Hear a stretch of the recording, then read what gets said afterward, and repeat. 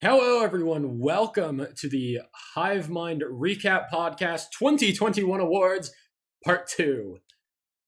We hope you enjoyed episode 1. If you have not listened to the first episode where we discussed our top 5 songs of the year and some other superlatives, definitely go check that out. Tonight, we're going to be discussing 4 more superlatives and our top 5 EPs of the year. So once we're done with this episode, we have one more episode left, and it's the big one. It's the top 10 albums of the year episode.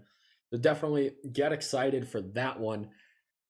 Justin, Derek, Jacob, back again to talk about more of our favorite music tonight. How we feeling? How we feeling? I mean, actually, I can answer that one for Jacob, but I'm gonna if you want to answer a little congested.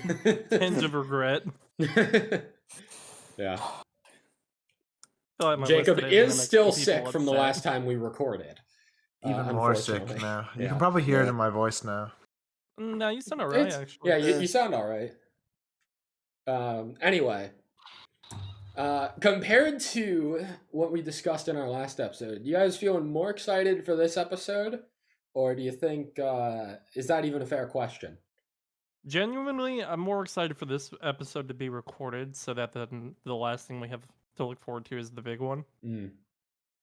That's a good point, actually. I struggled with preparing for this episode, so I'm feeling more confident in my choices, but less excited about them.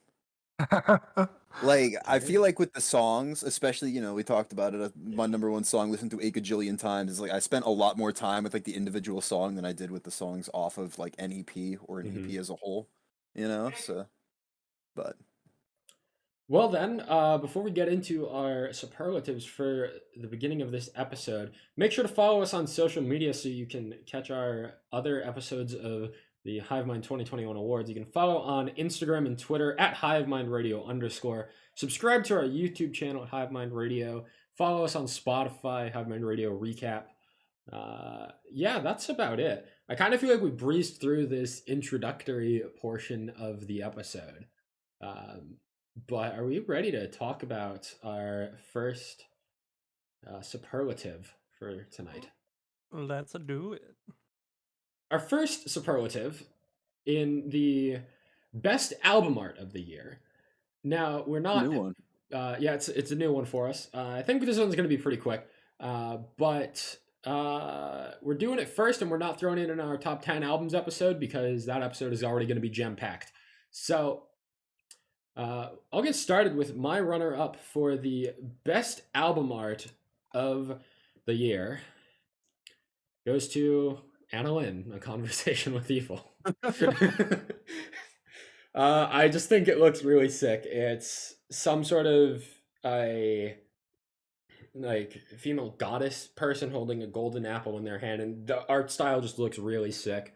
Very moody to match the idea of a conversation with evil. Honestly, this just really comes down to personal preference and what the hell do I think looks cool, and I think it looks cool. But my winner for best album art goes to Idola, the Architect.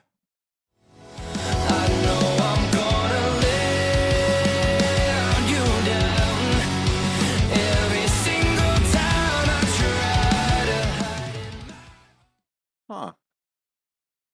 Not the one I thought you would pick. I'm surprised. Yeah, I generally was not very impressed with a lot of album art this year. There was only a couple that really stood out to me. I really was only picking between like 3 or 4. And what stood out to me about this one is not just how cool the mask looks, but like the quality of it. Like the picture quality of the album art looks sick. The bokeh blur in the background, like it's very simple, but I think the very complicated mask gives off the vibe of like the architect of like something complicated very well. So, and I just think it looks dope as fuck. So, Idola, the Architect, my favorite album art of the year. Justin, hit us with it. Oh, this is gonna go by pretty quick. My honorable mention is Sleep Token. This place will become your tomb. I really liked all of the single artwork leading up to this.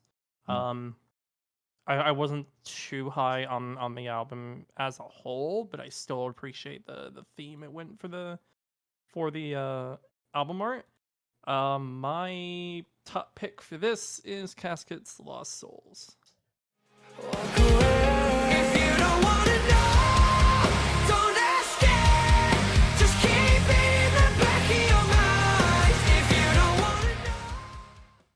This was one of the 3 or 4 that I was considering in mine. I just really liked the art design they did, Yeah. not only for all the singles, the album, but also like a lot of the fucking merch. Like really Yeah. went well. I Casket's loved merch bangs. the tarot card design with all the different artworks for each song. Beautiful idea, wonderful idea. Reminds me of Noya's different artworks for each song last year. They did that for the visualizers, and was neat to see this time around, and glad to see that Caskets still sticks with the good fucking design. They make gold and like gray actually look really good. They are one of like 3 just things in general that make the color yellow not look disgusting to me. It's like I wish they were still sewing those masks. 'Cause we have to use our masks at work, and those masks are actually really good.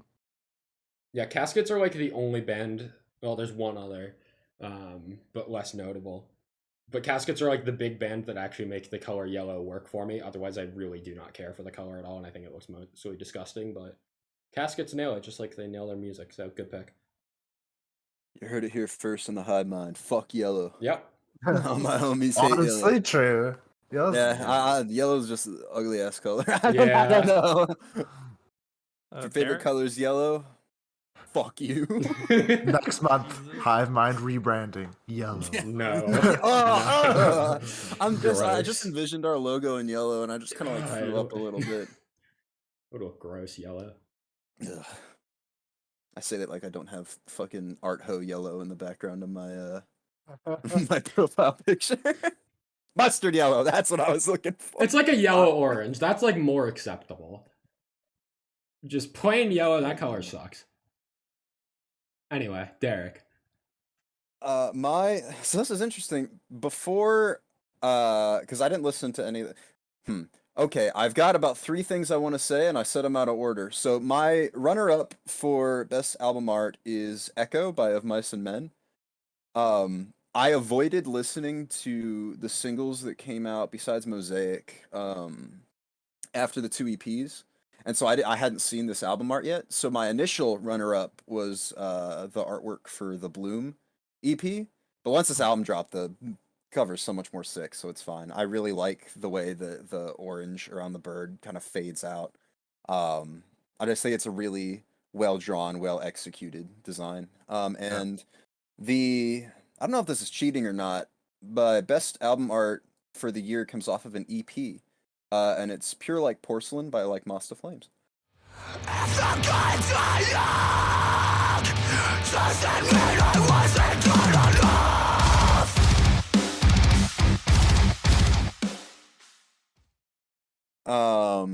I can respect it. I really enjoy when heavier metalcore bands, and I notice this with deathcore bands as well, where they get into this like painted album artwork style rather than it being done like digitally and put together like maybe a Caskets was. For me, like Fit for an Autopsy, I think is a perfect example of that I really enjoy their album artwork. And this is that style, but I like the way that kind of prism of color juxtaposes itself with the browns and the tans that are going on. It really makes it pop. I don't know. I was drawn into, because I wasn't sold by the singles on this EP. When I listened to it, the thing that brought me in actually made me want to prioritize it was looking at the album art. I really, really enjoy it. I think it's just sick. That's what this award comes down to. What do you think is sick? So yeah, exactly. Yeah. Right. My runner-up goes to Invent Animate with The Sun Sleeps As If It Never Was. Good pick. And I think the contrast, 2 songs on the EP with an interlude, I think it just sums up the art pretty well. That's all I'm going to say about that. But my winner is The Browning, End of Existence.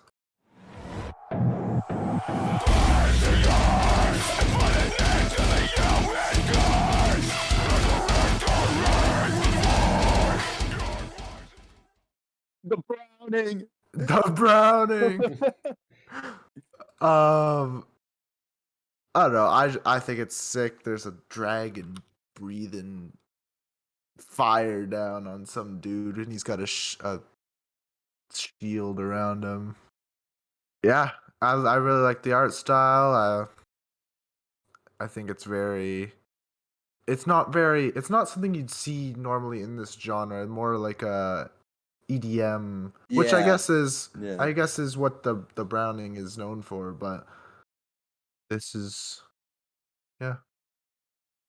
I mean, if you have a dragon on your fucking album artwork, right? Like, I feel like that's like an automatic top 5.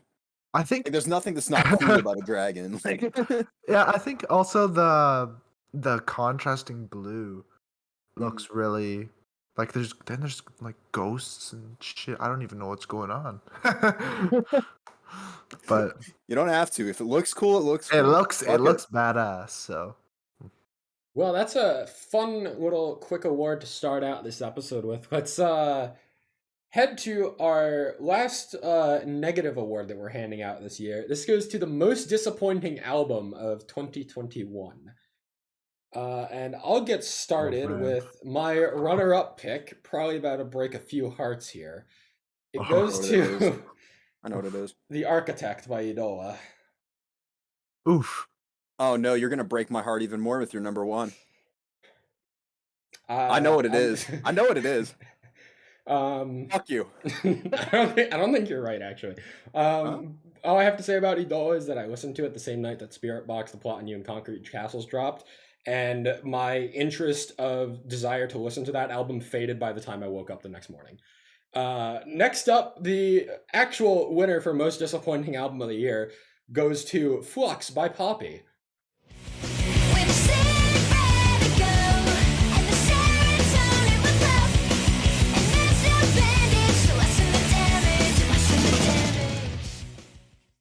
Oh, You were expecting something of that album? come on. Her last one was pretty good. Yeah, it comes off of the fact that I disagree. Almost made my top 10 albums of last year, and I still think a good majority of that album is really fucking good. And then to come out this year and release one of the most bland, boring, uninspired pieces of rock music I have heard all year, it's like I wouldn't necessarily say that I had the highest expectations, especially after I heard the first single and was kind of underwhelmed. And then I heard Flux and I was like, okay, this really isn't clicking with me. And then I hear the full album and it's just entirely the same thing. I'm literally just like uninspired by anything that I'm hearing.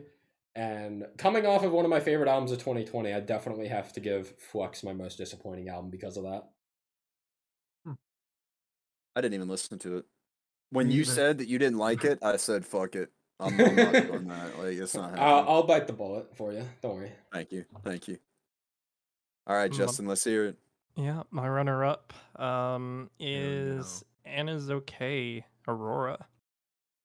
I wanted to give this album a chance, but unfortunately a lot of songs kind of sounded very similar. So there are only a few standouts, Standing Still, The Tragedy, that I really go back to. Everything else just kind of blends in together. But my number 1, and I'm going to break a lot of hearts with this one. Oh no. Caskets, Lost Souls. I keep knocking on the same old door tonight. I've been here before. I'm holding out, but I still want more. What? Yeah. So What? we said Wait a minute. disappointing. We never said bad album. This is not a bad album. It is a wonderful album. However, I got into Caskets through Falling Apart, and then I really like their song Ghost Like You, where Matt had done a little bit of a unclean, like a heavier scream toward the end of it. So I was wanting more of that. And that's kind of what I went into this album looking. I was like, okay, Matt's gonna do great work in songs like Glass Heart, The Only Ones, but I would really love to see some variety in his vocal delivery. And I didn't get that in a lot of the songs. The songs are great. All in favor to evict Justin from the Hivemind? Yeah. And you haven't let me finish. You've said enough. Um, You've said enough. I want to evict you anyway. yeah. The songs are wonderful. They're great to listen to, but there's not a lot of variance in the vocal delivery, unfortunately, and it kind of uh, set the bar a little low on that album for me. But I still think a lot of the songs are amazing. Wow. I'm just waiting for when we record our top 10 albums next week, and it's going to be on there somewhere. No, it's not, unfortunately. Wow. Really? Damn. Wow. I would never have anticipated that. Yeah. No, that's I- a big I'm shock. that's why I'm disappointed in it. Well, if you could have told me prior to you telling us what your most disappointing album was, if I had to pick one singular lock for your top 10, I think I would have put Castus. Like Yeah, I would have. Same. I don't know what to do anymore, dude. That Like, just makes my list a bit more surprising. Yeah, I got no clue now. No, goodbye. Wow. I was This- anticipating a certain number of Justin throwing the albums. curveball. I was anticipating a certain number of albums in my top 10 to overlap with Justin, and I'm going to have to subtract a number from that probably. Spoiler. Get a little spoiler insight. Yeah. I mean, if that's anything to go by, there's a couple other albums that I think Justin and I both were really into this year that I'm questioning if they might not make his list now. Damn. Normandy's not on my list either. Okay, we need to stop this talk now. this- Garrett, yeah. it's your go. Oh man. So this was interesting to me because last year my disappointing album was Clear, and it was Positions by Ariana Grande, and it's because she put out a top 5 album of the year in 2019 for me, and then came off with something that I didn't enjoy.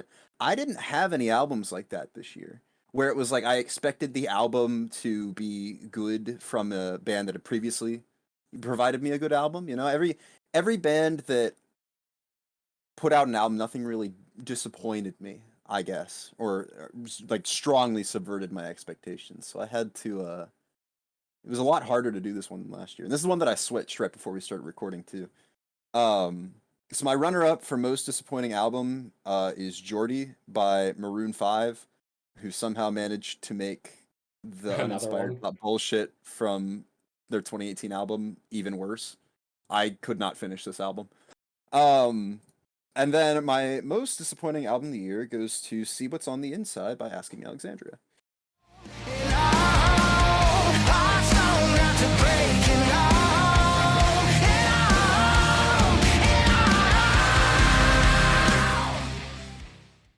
That's a good choice. Yeah, I didn't see that one coming, but I'm also not surprised in the slightest. I think what it is for me is it's not like, you know, they put out like A House on Fire and I'm like, wow, this album's great. And then they put out this album, I'm like, wow, this album sucks. How could they do that? Because I didn't like A House on Fire. I got a couple songs from that on my playlist still, but overall it just wasn't a great album, especially not when their self-titled album prior to that had so many good songs on it. But what disappointed me the most about this album is that you drop the intro like 50-second track and Alone Again, and I am instantly hyped for this band in a way that I haven't been in a long time. And the album starts off with those two tracks. So I'm like, I'm feeling great, I'm ready. You get past them, you get into track 3, you're thinking, my expectations are high, and then it just never delivers. Not once. The rest of the album feels like one long, bland song that I couldn't get into it.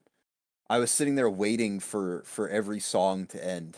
It was just so aggressively mediocre at best, which really really upset me because as much as that lead single rather kind of copied Avenged Sevenfold in a lot of ways, it was done really well.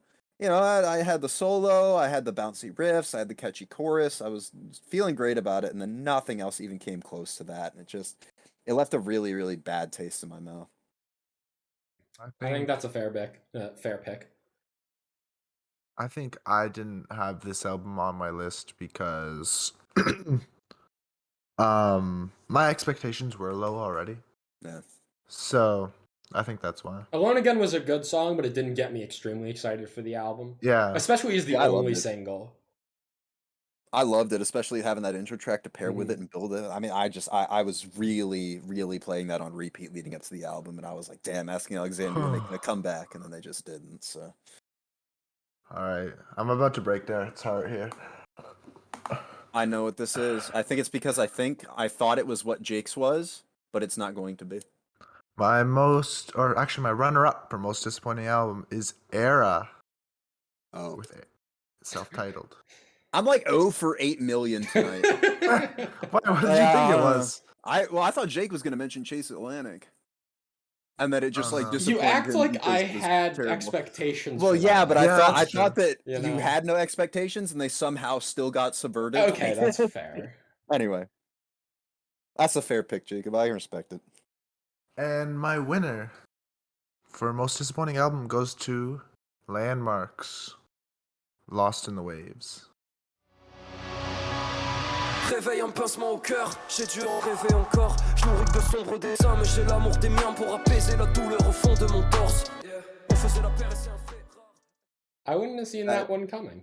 That is a terrible pick, and you should be ashamed. No, it's not, because this album painted a picture with the singles we got, and we did not get I remember I said the two, we had 4 singles, right, and they're tacked on the beginning and end of the album. Those are like the best moments on the album, and everything in the middle is just I don't remember anything, to be honest. It's kind of forgettable. And Overrated is the only song that really stuck with me from that album. that was a single, though, right? No, I don't think so. Anyway, could be I wrong. think it was so- the swear it last was. one. I think it was Was a it? single. It might have been. It was Rainfall, then Lost in a Wave, Paralyzed and Overrated. Yeah, so Okay, it starts yeah. and ends on the 2 singles, or the 4 singles, I should say. Yeah, Yeah, and then Paralyzed there's, and Overrated were my 2 favorites from that album. And then there's like that song with like the French rap and That's like one of the best songs off the album. no. So Oh. yeah, those singles got me really excited, and then kind of a letdown when it got to the album. So This one hurts me more than you picking Era as your runner-up. really, Yeah. Because at least with Era, I can get it, and I understand. I remember you explained it back when we reviewed the album. This one watch hurts. that. I'm mad at this. This upsets me. I think after that award, we have successfully put the Hivemind in shambles. Yeah. Justin So especially. Really? let's switch gears a little bit. Let's try and raise the mood by talking about our favorite artist that we have discovered in the year of 2021.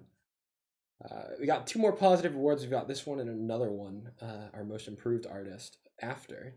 But in regards to my favorite artist that I discovered this year, there were quite a couple of bands that were in contention for this. But my runner-up pick goes to a friend that we have not talked about in a fair few minutes now. It's Anna Lynn! Making Were they like in every one of your What nominations? the fuck? they're in 4 of my 8 superlatives. Yeah, you're a menace, bro. I don't know. Purely off of 2 songs that they released Dude. this year, basically. They're going home with all the medals today. That's insane. I can tell you this much, that this is the last time that they will be mentioned. Sure. So this is so funny to me because I know you didn't like that full album Yeah. enough to like put it anywhere near your But top bro. 10, but you're going home with like 4 awards anyway. Like, But bro, those 2 songs at the top of that album are like 2 of the best metalcore songs I've heard in the past 3 years. So like, I don't know, man. Anna Lynn are fucking sick. But my favorite artist that I discovered this year is actually one that I discovered quite recently, and I've been quite obsessed with in the latter few months of the year. This goes to Cyan Kicks. Final call, what will take us all? So small and weak, surrounded, dead bodies hanging all around me. Who dropped an EP back in February, but I didn't catch wind of it until Spotify decided to randomly show me their cover of Let Me Down Slowly by Alec Benjamin, and I was blown away and listened to that song on repeat for like probably 10 times in a row while I was scripting a video at my internship. And then I check out their most recent music video, which happens to be For the Flood, and has been one of my most played songs of the last 2 months of this year that isn't in my top 10 songs of the year, basically. I have been captivated with just about everything I have heard from Cyan Kicks, fantastic female vocals, super like there's a big pop sensibility to it. But you still have those electronic elements and the guitar riffs and the fast drum beats. This band is just fantastic, and when I'm looking for a new female-fronted rock/metal band, Cyan Kicks is filling that void for me that many other bands like a kind of to an extent rivals would. But Cyan Kicks definitely kicks it into like a bit of a heavier gear. I think what really has also stood out to me is just the way that they incorporate electronic elements into their music. If you check out a song like Wish You Well or Feathers, they have really creative electronic bridges in both of them that was just sick as fuck. It's very creative. I haven't really heard a lot of bands sound like Cyan Kicks. And to my joy, a month after discovering them, they drop a new single and it's fantastic. And I am extremely excited for more music from Cyan Kicks. And if I had to place a bet on any band that I discovered this year to end up in my top 10 albums of next year, it would be Cyan Kicks. So that's why they're my favorite artist I've discovered this year. Highly recommend checking them out. Good shit. Well, I guess I'll go. Yeah, on good talk, mine guys. then. unless anyone else has, because Cyan Kicks I don't listen to, unfortunately. I tried to get you guys to listen to them. We talked about their song Invincible last month. I do like that But, song. Have you listened to the EP yet, Derek? No. Bro, No. you got to. Maybe not Well, I before think the end of the year. It's a little late now, maybe man. Like, maybe not before the end of the year, but like at some point you gotta listen to it. It's so fucking. I don't know, man. You got like 15 minutes. You probably can add it to your Dog, top I got five real the quick. Soak Me in Bleach lo-fi version blasting through my headset right now. I've got the vibes are immaculate. Like I can't be throwing rock music into my ears right now. Shout out Soak Me in Bleach lo-fi version. I'm very interested in what Justin has to say for his favorite artist he discovered, because I feel like you're the one that discovers the most small bands out of all of us here. So I feel like you're gonna have the most interesting pick. So let's hear it. This one's gonna be fun. All right. So I have two runner-ups. One I'm just gonna quickly mention, Cantor Vice, because I have gotten to them Yep, that was way very too predictable. bit.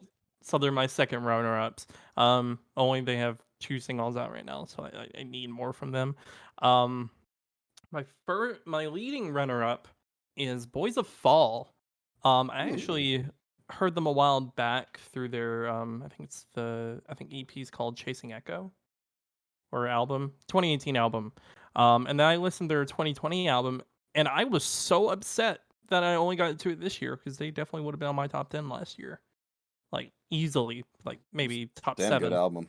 It's a really good album. Distance is one of my favorite songs, like I've listened to this year. But my top artist discovered is a band we've not talked about on the podcast. I don't think I've mentioned. I know I've sent Jake a song of theirs. They're a band called New Vegas. When the lights all fade away and your eyes have turned gray, ashes to ashes. Interesting. So this is a band that ever since I've noticed a timeline shift, and that ever since we started doing the podcast, my Instagram has been filled with a lot of bands and posting like new songs on their stories and sponsoring them. So I end up getting a lot of new music through that, and this was one of the bands that came up through that. Their song Requiem, which is their latest single, came up, and I really enjoyed that. Their music is a post-hardcore that blends hard rock with piano melodies, and has kind of like a higher vocal range to them. I don't think they have any uncleans, at least not any of the songs that were released this year.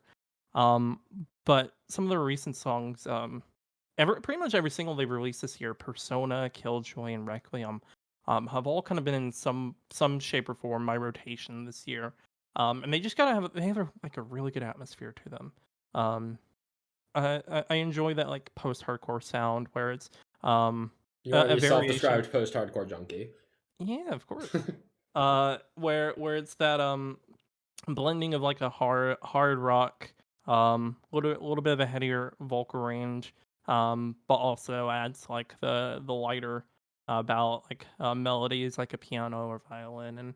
And this band has my interest I hope that they're going to be releasing like an EP or an album next year, just so I can talk more about them. But with the singles we got this year, like I highly recommend them. I'm not questioning that pick. I'm just very surprised to not hear an Envied by Angels or Frenia here. Yeah, we'll get to that. Alrighty then.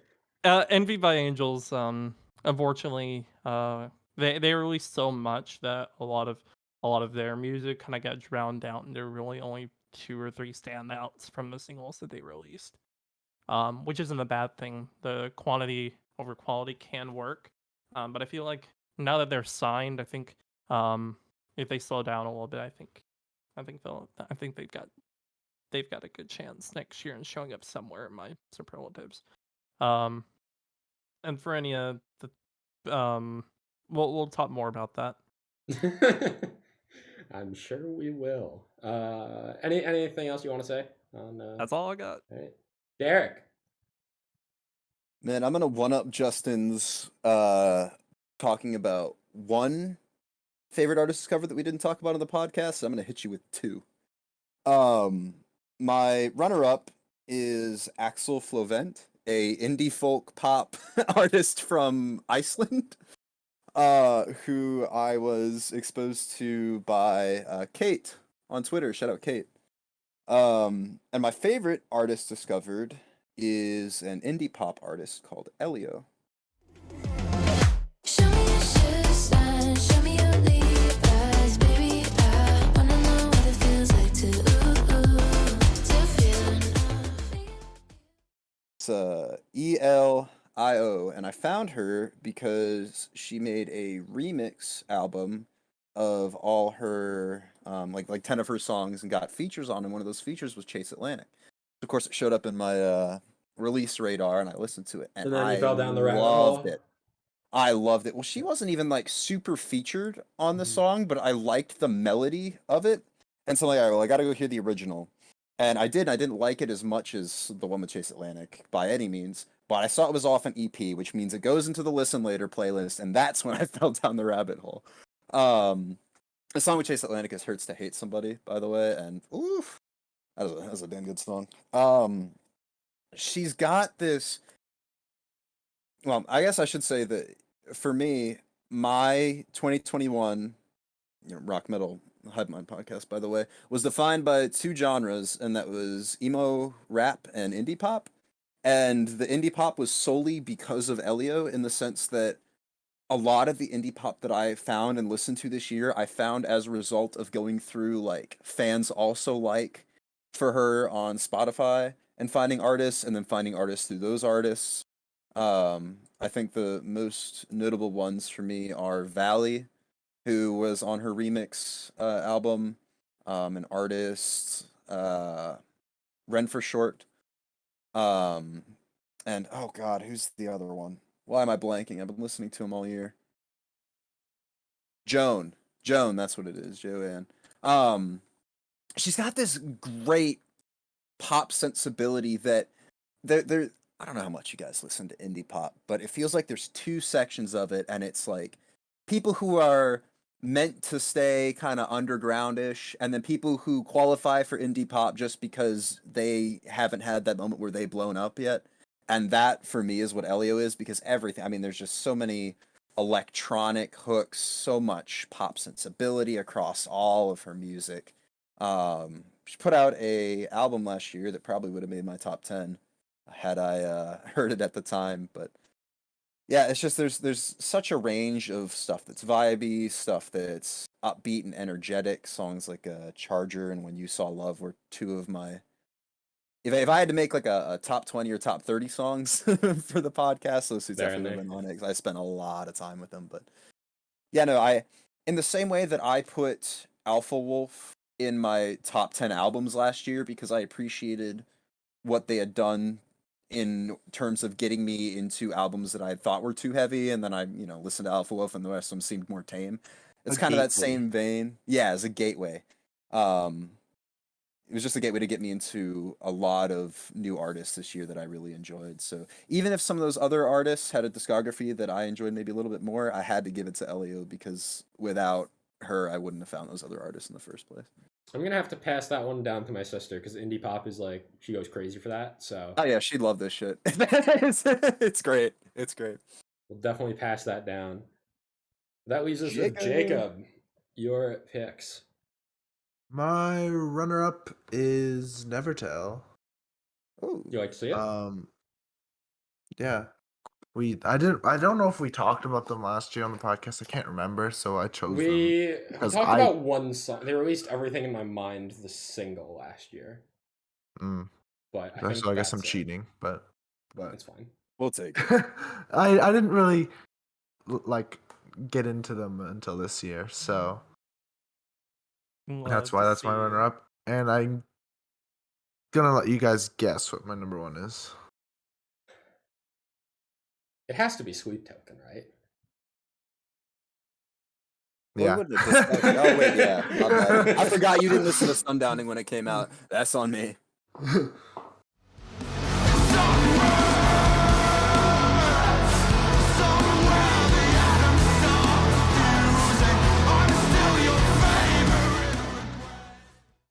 Yeah. So Yeah, that one wasn't too hard. yeah. So I found this band when Alkaline came out and intrigued me so much. Go back and down the rabbit hole. I listened to Sundowning. Probably so I looked on Last FM. My most played album actually is Sundowning this year. Oh. So if Sundowning was released this year, it would be my number one album. And I think that just shows how much I love this band. And That statistic alone says enough, I think. yeah, like they're up there like with my top 5 favorite bands now. So I even went as like Vessel for Halloween, which was And yeah, it actually looked really cool too. Yeah. I don't know if the pictures turned out public, but no, it's not going to because it's not that great. But it was a fun experience to make that. But yeah, that is my number one. alrighty then. On a similar vein, our final superlative for 2021 is the most improved artist of 2021. So let's get started then. My runner-up most improved artist changed yesterday. It's Siamese. No. We'll No. be talking about the album in our December recap. I don't really want to say too much more. But my winner for most improved artist, I kind of want to throw it to you guys, kind of like Jacob did, see if you guys can guess what mine is, because I feel like it might be pretty predictable. I usually don't know. Fuck, is it Spirit Box? No. Ah, I got no clue. Wait, give me. A I'll give you second, all man. one guess, and then if you're wrong, then I'll just say it. Is it Normandy? Nope. I don't know. Yeah, somebody's phone's vibrating. Actually, I have no idea. My most improved artist of 2021 goes to Against the Current. Wondering how could I calm my head, yeah, calm my head, 'cause I see red, my blood is boiling.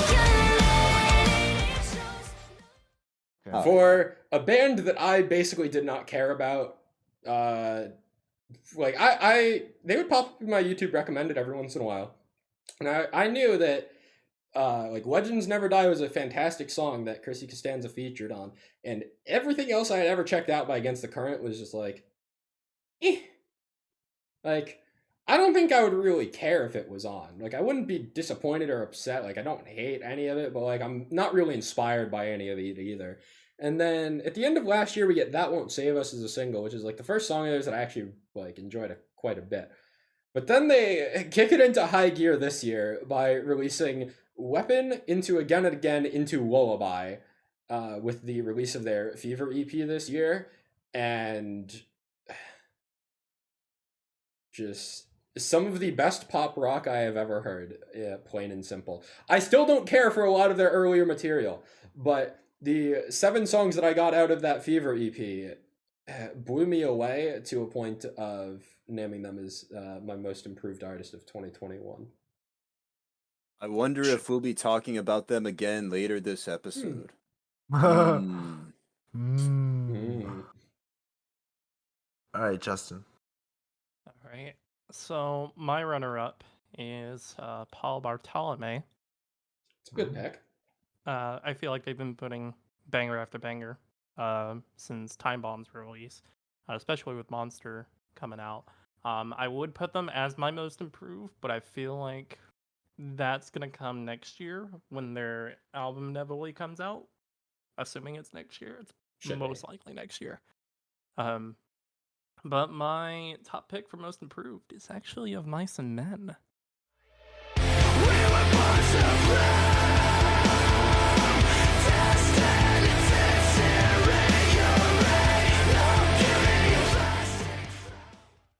Wow. Yo, shout out to Mice and Men because this is also my most improved artist. Oh shit! Nice. All right. Well, I'll go ahead and start, and then you can piggyback off. I For Of Mice sorry. and I also want to say I had this in contention, but I did not. Okay. Well, there we go. Hey, so we're all in agreement that Earth, Wind, and Sky was kind of forgettable, right? I thought it was Earth, Wind, and Sky. Are you thinking of Earth, Wind, and Fire? That band that Earth, did Wind, and Fire. I'm September in sorry. the 70s? No. No, Earth That's and Sky. it's just Earth and Sky. Oh, was it Earth and Sky? I thought it was Yeah, Earth, I Wind, and thought Sky. I Okay. thut you were going for Earth, Wind, and Sky, like Earth, Wind, and No, Fire. no. who I sang September in the early genuinely thought 70s. it was that. No, it's just Earth and Sky. Yeah, Earth and Sky for me at least was pretty forgettable. I didn't really Yep. like any of the songs. Yep. But I also really liked their album previous before Earth and Sky. Defy, right, or something like that. Defy, Defy. yeah. Or Defy, yeah. I really liked that, and I know not a lot of people really liked the cleaner vocals, but I did. And I'm glad to see them reintroduced in their most recent works. I've pretty much enjoyed at least one or two of every one of the EPs they've released, and when it all culminated into the album that they put out, man, they really stepped up their fucking game. And if this is what we're gonna see more from this band now that like pretty much every single one of these songs is doing crazy amount of numbers, like yes, give me more. I am so glad to have this band kind of like back on my radar because I really enjoyed a lot of stuff from Restoring Forces. Some of my top picks in that were That's my favorite album by them. Yeah, Another You, Never Giving Up. Those are some of my like top picks from that album. But I'm just glad to see that they're doing good work.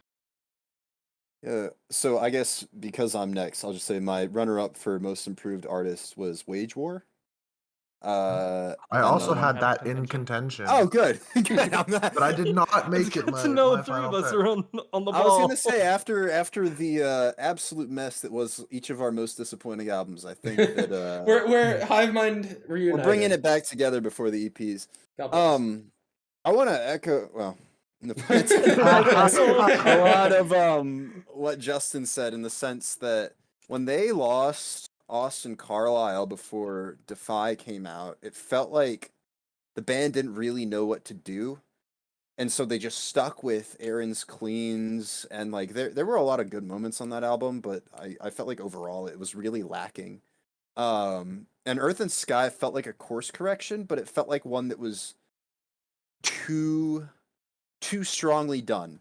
Like they were like, hey, I know we lost Austin Carlisle. I hope you didn't forget that Aaron Pauli can do uncleans. And then they just made a really heavy album that felt like it was only heavy for the sake of being heavy. Whereas with this, with their most recent album, Echo, it really feels like they've found their groove in terms of balancing cleans and uncleans, getting vocal melodies down. The instrumentation of this band sounds tighter than ever before. I mean, the drumming on that most recent album really felt like a leaps and bounds improvement over Earth and Sky. We'll be talking about that more on the December recap. Yeah, Yep. yeah. I feel like we might be talking about them a little bit early. Well, I wanted to, but then the freaking EPs, they decided to drop an album instead of an EP. I mean, like, full disclosure, Echo made my top 20, but No, and I guess that's a good way to describe it, because Earth and Sky was just nowhere near my top anything of 2019.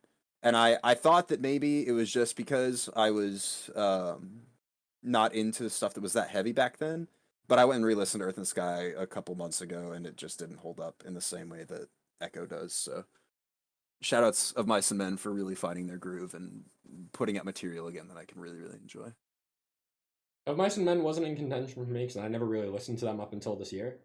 But they definitely put out some really good songs this year, so good picks. Good picks. We need Jacob, but when the world needed him most, he coughed. It's actually true.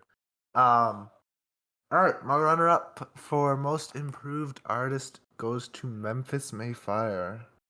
This was in Ooh. contention for me, but did not make it. Dude, I didn't think Hivemind about it, but I should have.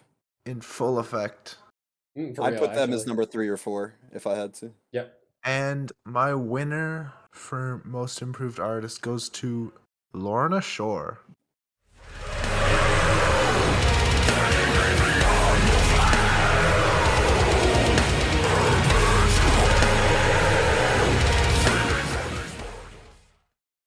No Man. surprise? No? No, because it makes sense.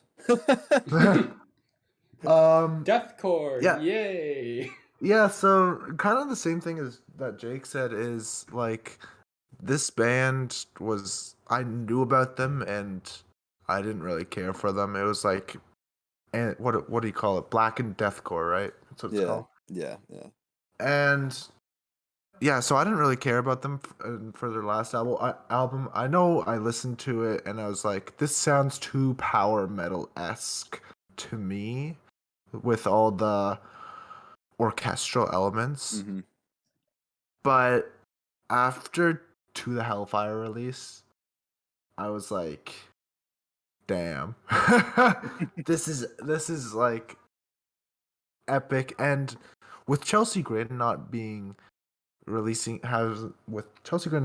anything lately, Laura Shore has taken the crown of Deathcore Kings for me at the moment, and I think it all is because of Will Ramos.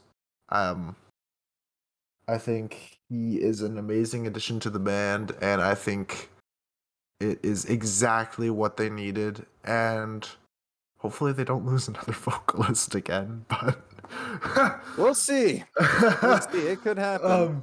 God, I hope not. Yeah, so I think this, like, the To the Hellfire going viral has helped with like exposing me basically to this, and yeah, it's opened my eyes to this new genre of deathcore that I normally wouldn't listen to. Like, this is the heaviest shit I listen to, and it's not even close. So, Lorna Shore. Deathcore. Yay. Anyway, I think that is gonna wrap it up for the superlatives. I do want to add one thing quickly. When it comes to most improved artist, my runner-up for a while was actually Nevertell. I just wanted to mention that to make Justin happy real quick. But I think you're also quite happy with Siamese in that runner-up spot. So either way, I was going to make Justin happy tonight. But that takes us to... I'm glad I disappointed you. Either way, that takes us to our top EPs of 2021. I think in general, going from 2020, where Crossfaith was the only band that released an EP, to 2021 having a lot of really strong EPs. I think generally throughout the year, there were a lot of EPs that we were all really stoked with. So I'm very interested. Bring Me last year. Yeah, true, actually. I just remember the running joke with Crossfaith being like the only band that put out the EP for like the first 8 months of last year or whatever. Yeah. But anyway, 2021 was a really strong year for EPs. I'm excited to hear all of your guys' picks. We're going to do the same thing we did with our top singles. All of us have assembled a top 10 EPs list. We're only going to be discussing our top 5. And we will mention our full top 10 list before our number 1. So, without any further ado, let's get started. My number 5 EP of the year, not something I expected to take this spot when I first heard it, but has stayed strong and nothing is really outside of my top 4. I don't think anything was better than this. My number 5 EP of the year goes to Red Hook and their EP Bad Decisions. What's wrong with you? Hey, what's wrong with you? I'm a fucked up mess, feeling angry and depressed. I make bad decisions. I make bad decisions. I make so much. I listened to this. I didn't like it enough to put it in my top 10, but I can totally see why this cracked yours. Yeah, I already said last episode that the Bridge of Bad Decisions was a runner-up pick for one of the best bridges I have heard all year. And that is still true. Bad Decisions, the title track off this EP, is my favorite song here. And overall, it's just a really fantastic EP. It's 6 songs, and of the 6 songs, only 2 of them are longer than 3 minutes. So it might seem a little intimidating as a 6-song EP. I mean, EPs aren't that intimidating in general, but like most EPs are generally around the 5 songs. So when you see a 6-song EP, sometimes you think it might drag on for a little bit, but this one goes like you're in and you're out really quick with 4 songs all under that 3-minute mark. Not to say that shorter songs are necessarily better, but I definitely think it does them a benefit on this EP. You start out this EP with I Don't Keep Up, which has a really fun melody section, and you get like some trumpet horns in like the bridge at the end of the song too, which is really fun. I really enjoyed that as the opening track. And then right in the middle of the EP, you get Bad Decisions into Kamikaze, which are my 2 favorite songs on this EP, and hearing them back to back was just incredible. Bad Decisions has some absolutely incredible lyricism, which I mentioned last episode. I don't have the lyrics written down anymore, unfortunately. But Kamikaze gets a feature from Will King of some band that I don't know. But his feature on Kamikaze is absolutely incredible. It's a really fun, kind of metalcore song. I mean, really, it's just with his feature that makes it kind of metalcore-ish. Maybe it's more post-hardcore, to be honest. Fuck genres, I don't care. But there's one lyric on Kamikaze that I really enjoyed, where it's like, so tell me your childhood trauma, let's measure up. And it kind of plays in the idea of like making all these bad decisions on like, I don't know, it's very much like a depressive EP in terms of the lyrical content. I mean, what I mentioned in Bad Decisions yesterday, like the main melody of that song is I'm a fucked up mess, feeling angry and depressed. I make bad decisions. Like, you know, you're gonna get some shit like that. And I think I just really appreciated that line on Kamikaze of what's your childhood trauma? Let's measure up. I thought that was a really creative line. And then to end out the EP, you get Alien and Your Heroes Are Bullshit, which are both very kind of ballad-esque, particularly Alien. Very nice closing to the EP. I remember when we discussed it back in April that it almost felt like an album with how much depth there is in just these 6 songs, and I still think that rings true. Mm-hmm. I would really love to hear a debut album from them at some point next year in 2023, or just another EP from them, honestly. They released Sentimental Surgery not too long ago, so they might just be releasing a couple more singles, or they're leading into another bigger release. But either way, I did not have any expectation of Red Hook making anywhere near my top EPs of the year, but I thoroughly enjoyed this EP, and it stuck with me throughout the entire year. So that's all I got. Yeah, I was gonna say I know that none of us are really as high on this as you were, but I can appreciate it, and I still listen to Alien very often to this day. So that's about all I have to contribute. I did not spend nearly as much time with this as you did, but yeah, Bad Decisions is in my top 25 songs of the year. Actually, might even be in top 20, to be honest. Fucking love that song. Justin. All right, so my number 5, talked about this band before. Written by Wolves, The Collab Project.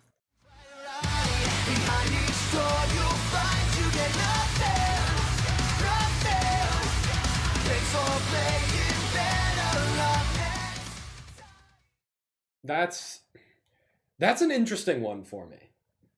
Yeah, Because so it's a bunch of re-releases off of their Secrets EP or their Secrets album from 2019, and it's like I love that album. That's still a top 3 album of 2019 for me. easily.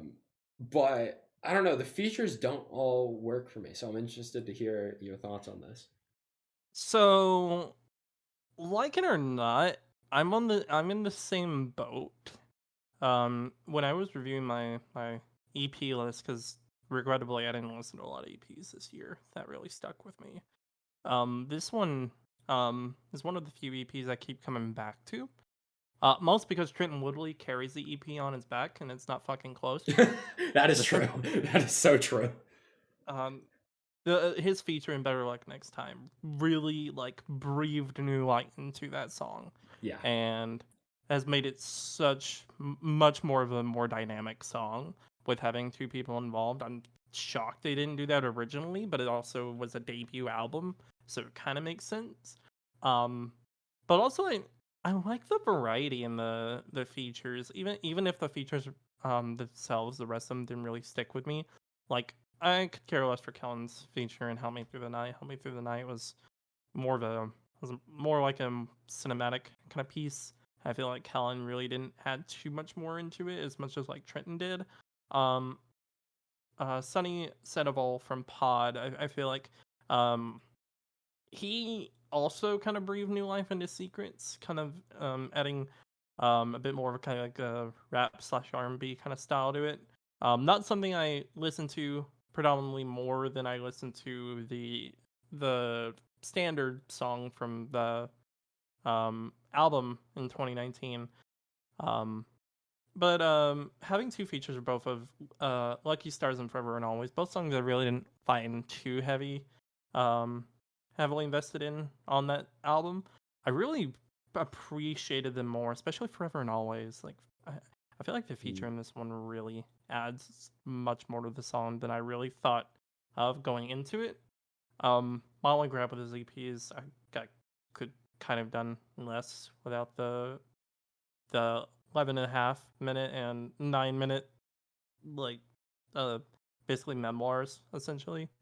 But they did this for a reason. It was backed by I think the New Zealand like music group.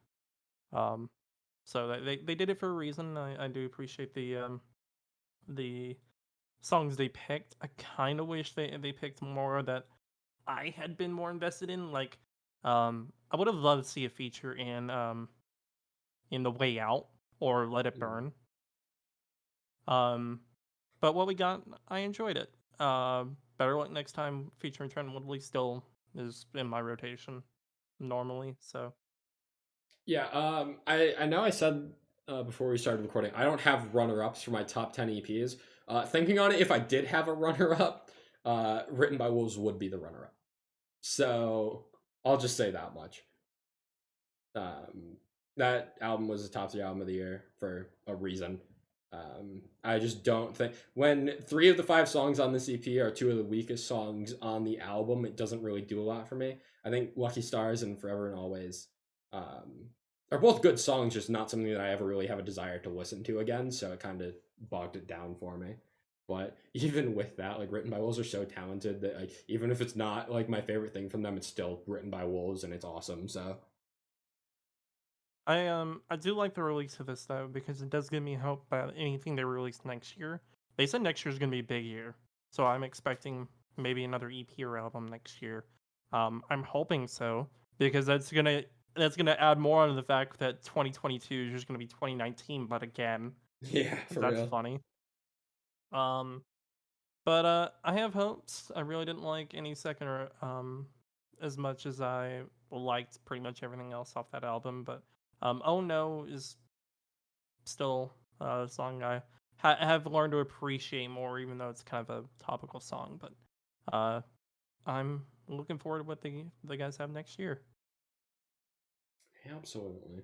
I think this was a good like kind of like we needed some time to catch our breath almost. So here's something just for the fans to like chew on for a bit while they Yeah. work on like Yeah. the actual really good shit, you know? Is it my turn, guys? Yes, sir. All right, this is where y'all pull up the cheat sheet for the next 3 EPs. My number 5 EP of the year goes to Choke by a little band called Maywin. Better off. I can't reach you, but I can't carry myself. Spelled Maewyn. They have 500 monthly listeners on Spotify, and I am proud to be one of them. This is somber emo in the vein of Movements. This scratches the same itch in my brain that Movements does. They have that same kind of I used somber once already, but that somber lyricism that's very down to earth, personal, relatable. The vocalist, in terms of being able to switch between not uncleans, but harsher vocals, and his normal singing voice is very similar to Movements. For a small little band like this to be able to pull off that same sort of sound is really impressive to me. The EP is only 3 songs. It is Choke, which is the title track, and then it's Brothers on a Hotel Bed, which is a cover of Death Cab for Cutie. And then the closer is called Carrie. And I think what really sells me on this band is the vocalist's ability to switch between those regular and harsher vocals, because he always seems to do so at the most optimal time. It's I can't remember what band we were talking about earlier this year on the podcast, but I mentioned that it felt like the band knew what I wanted to hear and when, and it's that same sort of thing with the vocals here. On the title track, the first one, it's when he switches to the haunting touch that creeps in each November, a seasonal breach in conscious emotional filter, which, like, it kind of makes sense, but it's more so just the delivery that I'm like, all right, we're in it now. And then especially too, at the very end of Brothers on a Hotel Bed, where he brings those vocals in again for the last lyrics of the song, "You may tire of me as our December sun is setting, because I'm not who I used to be." The songs all sound similar to one another. Like, it's not like you've got 3 very distinct different tracks on here, but Movements was my number 3 album, or No Good Left to Give, I should say. By Movements was my number 3 album of last year, honorary number 1 album. And even though we didn't really get anything much from Movements this year, this fills that movement-shaped hole in my heart that I take in the year between when we're going to get, the next Movements albums. So that, and it's nice to find a small band to be able to support. I mean, like, when with only 500 monthly listeners, it's like, oh, I'm one of those 500 people. It's a really nice feeling, and just to be able to enjoy the material that much. I felt confident putting this where it is, because I don't think that I can justify it being any better than my top 4, but I also think that it's definitively better than my 6 through 10. So I just wanted to give a small little band the spotlight, especially when I enjoy it as much as I do. You did a good job at convincing me on why it should be that number 5 spot for you then. I think Jacob would love this. I don't know why. It's just like, you liked Movements last year. I think that if this scratches that same Movements itch for you that it does me, you're going to be really into this. But I'll have to take a look. I'm also going to try and sell you on my next EP too. So even if I go 0 for 1 on this one, I'm hoping we can go 1 for 1. 1 for 2, you mean? Yes, that one. Whoops. Jacob. All right. Here we go. You have struggled 5. with assembling this list very much. So. This has got to be the most perfectly curated list of all time for anything ever. Oh God, this is. Now there's pressure. There's a lot of pressure. My number 5 EP. Let me clear my throat. My number 5 EP is 2D by Northlane. We grew up scared, bruised and battered, youth torn and tattered. As long as you were sky high, nothing fucking mattered. Fantastic pick. Wasn't that like an acoustic EP? It is an acoustic EP. Oh, Oh, yeah. interesting. I didn't listen to it because I haven't listened to Northwind much, but Oh, criminal. And I think this is like my favorite acoustic EP ever. Yeah. And that's saying a lot because Imminence released one last year. And we know how you like Imminence. exactly. So I think it's interesting how you get like different emotions from hearing the songs in acoustic as opposed to how they sound normally. And for example, like the whole Alien album is basically about Marcus's abusive father. So in this, you feel more sad for Marcus as opposed to Alien, where you feel more angry at his father, like angry with him. And I want to read some lyrics because I love the delivery on them from Bloodline. This is from Bloodline, and it's verse 2 for a change. Ooh. We grew up scared, bruised and battered, youth torn and tattered. As long as you were sky high, nothing fucking mattered. Hotel homes, in the cross, under the bridge, and lost. With your heads in the clouds above, you call this love. You call this love. And this is normally the breakdown in Bloodline. And I think the way they did this instrumentally and vocally was fantastic. And Agreed. it's still like you still get that like punch, but it's an acoustic, so it's like I don't know, it's more emotional basically. Yeah, that's my favorite song on the CP Bloodline. I think it's Mine the first too. one. Yeah, yeah. Overall, I think it is something Jake should listen to. Because honestly, there's some songs on here. I don't think I like Bloodline more than the original, but there are some songs on here that I like more than the originals. So Now the question is, do I have to listen to Alien original first before the acoustic I don't EP? think so. No, Okay. no, Okay. no. Like, I don't like any of these songs. I didn't like Alien at all. I love all these, especially Okay. Bloodline 40 and Sleepless. So Okay. yeah, this is a really Yeah, good EP. I'd say Rift is the weakest song. Yeah, I agree. Would But you rank it Bloodline 40, Sleepless, Enemy of the Night, Rift? That's where I'm at. I think hang on, let me pull it up. I would do Bloodline, Mm-hmm. Sleepless, Enemy of the Night 4D Rift. Okay. I'll take it. You know, Yeah. I will vouch for this pick. I really enjoyed it. I remember sorry, Yeah. go ahead. No, I was just gonna say I didn't really consider it in my top 10 when I was making my list, and I think I should have, because even if it wouldn't have made it, I think that this is a top 15 or 20 EP of the year for me. It's good shit. It Maybe is. like a lot of North Lane songs that I didn't like previously.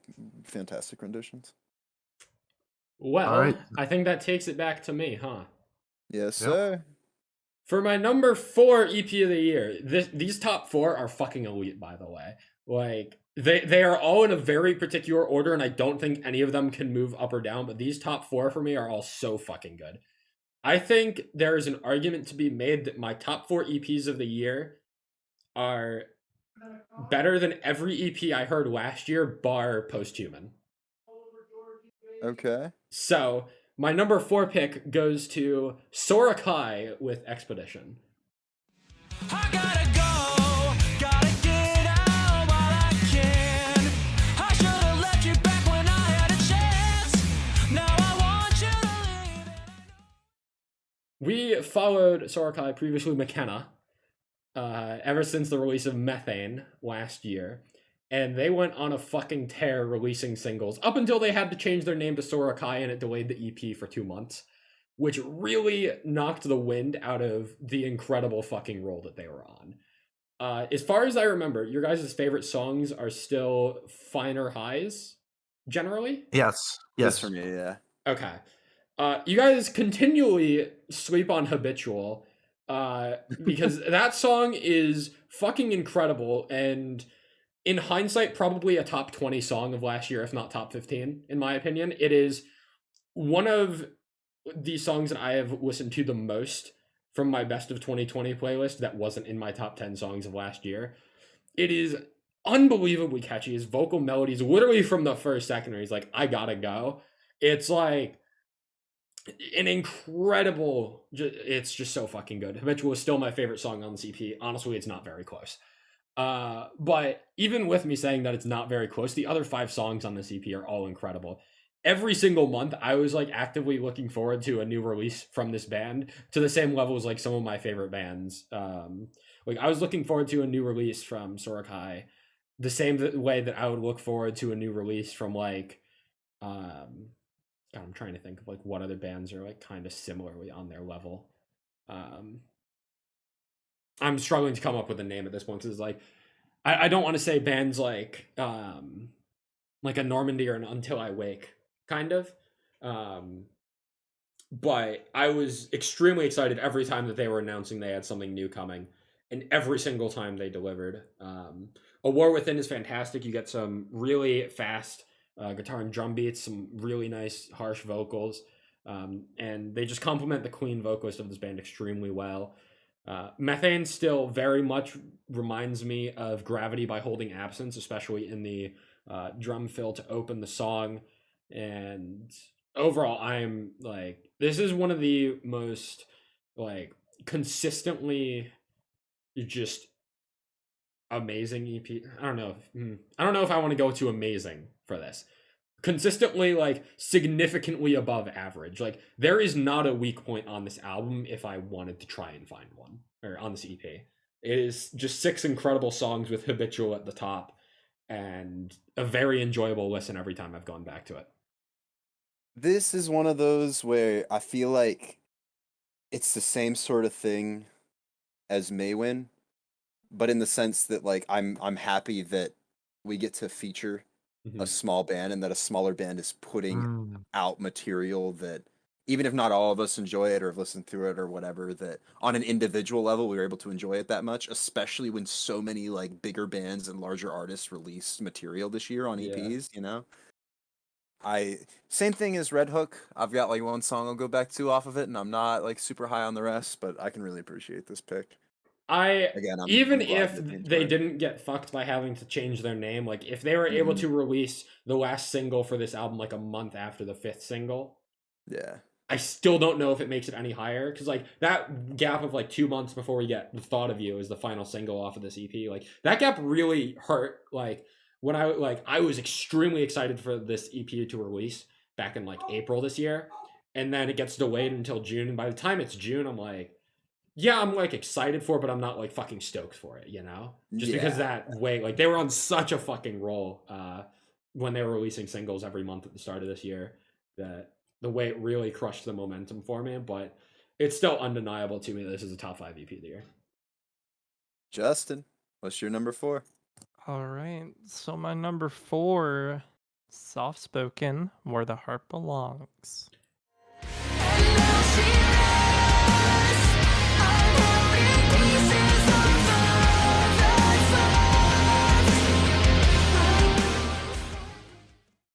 Not surprised to hear this one here. No, we knew this one was coming. We knew this one was coming. Yeah. Yeah. All right. So, I wasn't expecting much coming from this band. I forget where I listened to them. I think I heard Realign from like an Instagram sponsored ad. I kind of enjoyed them, so I went back. Saw The Road had released, and The Road just kind of like raised the level for this band. It's very well done. Very acoustic feeling, but also kind of blends in that the cleans and uncleans, which I adore, and like that post hardcore sound. And then Bones comes out and just blows everything else out of the water and has this like very catchy song that made it to my top 10 singles. It was my number 10 for this year. And man, I was a little bit underwhelmed by Where the Heart Belongs, the title of the title track for the EP. I was a little bit underwhelmed. The female Alexia Rodriguez, her feature was good, and I love the uncleans on it, but honestly, the cleans in the title track I couldn't really get behind. Funny how you say that, because the chorus of that song is like the only thing that I really remember from this EP. Not to the say that chorus it's is bad, also, it's just not something that really stuck with me. yeah, the chorus as well is also good. But the Road and Bones are really just like the two songs from this EP that really stuck with me and have been constant adds to like any like repeat list I have kind of going on. Gonna echo what Derek has said for the third time now, that nice to feature small bands in this. Again, something that like I didn't really click with too much. I listened to it for like the week after it came out, and then I was ready to move on from it. Didn't really stick with me, but yeah, I respect the pick. That's about how I feel. I wanted to enjoy a lot of the songs off of this more than I did. I did stick with Bones and Where the Heart Belongs for probably maybe a month or two after it came out, but as more and more material released, it was hard to keep up with it when I wasn't super invested in it in the first place, you know? But overall, I mean, this was in the top half of the EPs I heard this year, which was a lot. So that's I can give it praise on that regard. Hell yeah. It's your go then. So my number 4 EP of the year goes to Colors We Won't Know by Drown This City.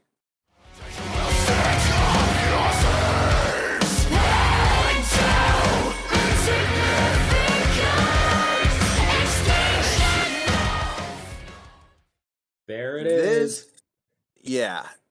Let me tell you, if I could Convince pick me on this anything- one, because is it like New Burn Order was like the single? Yes. Yeah, that's the Yes. only song from this that I've heard.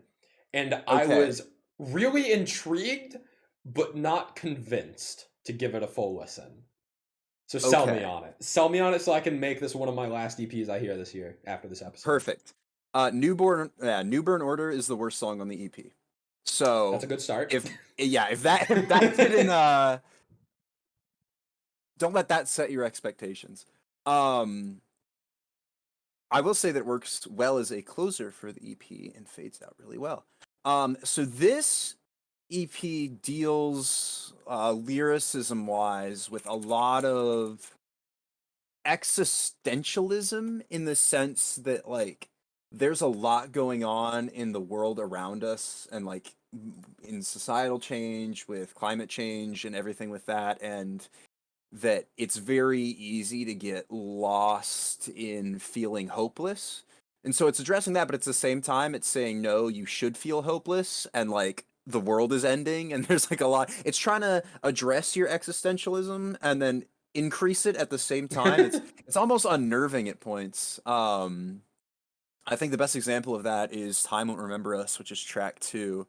Let me pull through the... Yeah, it is. I stood atop a canopy of trees petrified and charred, whispering so faintly as the wind blew through the scars. The soil speaks to me, weeping in my ear. We've ignored all the pleading. Point no blame. The plague is in us all. Same, whatever it's called, same song later on. We're all infected with fear of our demise. Why is it so hard to see? We are the only ones ending these lives. Can't see the forest for the trees. Lost in the abyss as it stares back at me. So this is a metalcore band from Australia, which is automatically like, 7 out of 10, right? You can't be a bad metalcore band from Australia. I physically don't think it's possible. I could not name one that I don't enjoy on some level. Make Them Suffer style vocal dynamics with female cleans and male uncleans, at least as far as I'm aware. I think so, based on what I remember of the music video. Yeah. So they put out an EP in 2019 called Alpha Survivor, which I listened to at the time that it came out. It wasn't super impressed, and this is so much better. I mentioned before that New Burn Order serves, even though it's my least favorite song, it serves as a great closer. Gemini is a fantastic opener because it starts off with these haunting, almost Amy Lee from Evanescence style female vocals, and then there's just this intense break and drop with the uncleans that just like blew me away on first listen. I was like, all right, I'm invested. And it transitions perfectly into track 2, Time Won't Remember Us, that I just read lyrics from. And then it's unrelenting. The EP is, I mean, it's very atmospheric, and the female vocals provide a light and airy sort of contrast to these very harsh, unclean vocals and extremely beefy instrumentation. I don't know how else to put it. It's a wall of noise, but you can distinguish everything. It just feels like a lot of sound put together and crafted together well. That really, I mean, just every song on here has something to offer, and I can't remember if I mentioned this on or off the podcast, but this is really what I wish Make Them Suffer sounded like, because they keep true to their metalcore roots. They're more I don't know how to put. They're less groovy than Make Them Suffer, but they lean more into the female vocals and make full use of them rather than Make Them Suffer, where it feels like it's maybe a little reserved, like there's an imbalance. Whereas here they feel like they're perfectly implemented and play off each other well. And yeah, it's just every song is equal parts a banger as much as it is kind of unsettling, but also beautiful and disturbing and atmospheric. It's just I don't think, besides maybe my number 1 and 2, there was any other EP that I was as kind of intrigued and captivated by it on first listen, just because it feels so new and refreshing, even though it's not like it's never been done before. It just feels like the way that they're doing it makes it new, even though it's not. I don't really have any gripes with this or any of my EPs in the top 5, really, but I can't pick out any flaws about this. I love it. It's metalcore, a style of metalcore done, I would say, almost perfectly. And if these guys put out a full length maybe next year, we're talking top 10 contender for sure. You have me intrigued. Perfect. Same here. Yeah, y'all should Same listen to here. this. I really think if anybody's gonna enjoy it, it's gonna be Jacob. But Jake, I think that you'd find at least a couple things to like here. Time Won't Remember Us, especially. That song is just,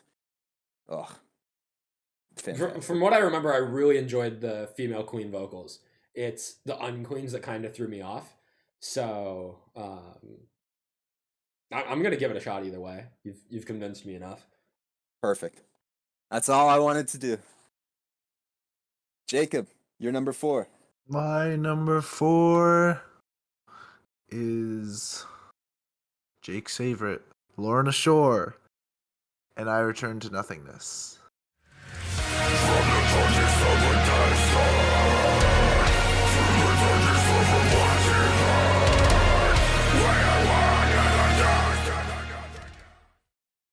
Deathcore, yay.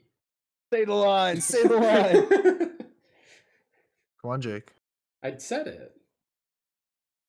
Say the line. But again, Deathcore, yay. Say the other line.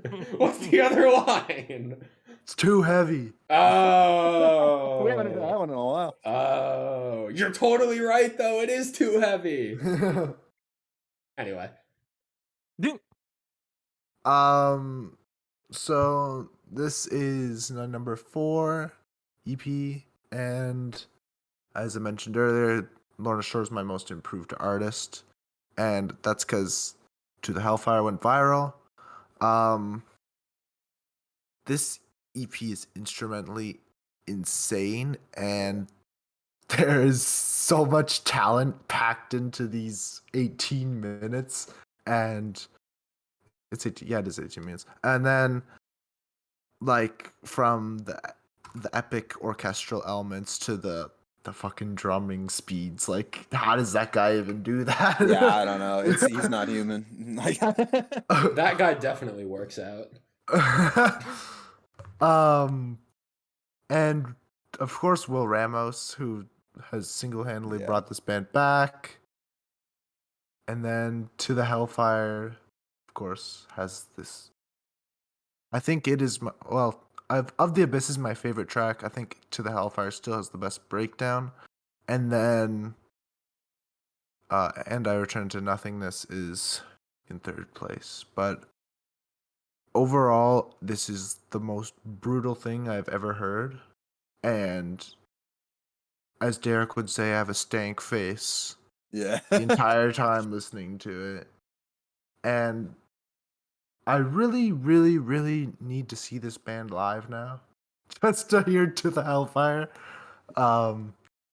Yeah, so we got all these elements, and it's so, the whole thing is so epic, and like I said earlier, it's not a genre I would usually listen to, black and deathcore. Yeah, I'll read some lyrics from Of the Abyss. This is probably going to be my first time actually hearing what these lyrics are, because I can pick that shit out when I listen to it. I just really like what I'm hearing, so I'm really intrigued to go. Like, I can play like a word hunt. You know, like you can say the lyric, and then I can listen to the song and be like, "Does that sound like this?" Like, is that? I'm gonna read the breakdown because I can even pronounce some of these words. Okay. Doesn't he just like squeal? Isn't that Yeah. it? Oh, you're saying there's more to it than that. Okay. Yeah. Lyrically, I don't think this is really my type of thing. It's literally about dying, basically. Okay, let's read it. Flawed by design, we were born to die again and again. Mindless creations, malfeasance of the Father. I don't know what that even means. Pray to imitation gods. You fell with me, now see it all, a lesson in suffering. I need to search up what malfeasant means. Does anyone know? Is it Maleficent? You're Or is right. Okay. It is Maleficent. I do know what that means. Okay, sorry. No, you're good. Nice. Yeah, it's so dark and so brutal, basically, and epic. So that's why this is my number 4. Yeah, I mean, it's a fucking constant beatdown. Is what yeah. No, I think an epic beatdown.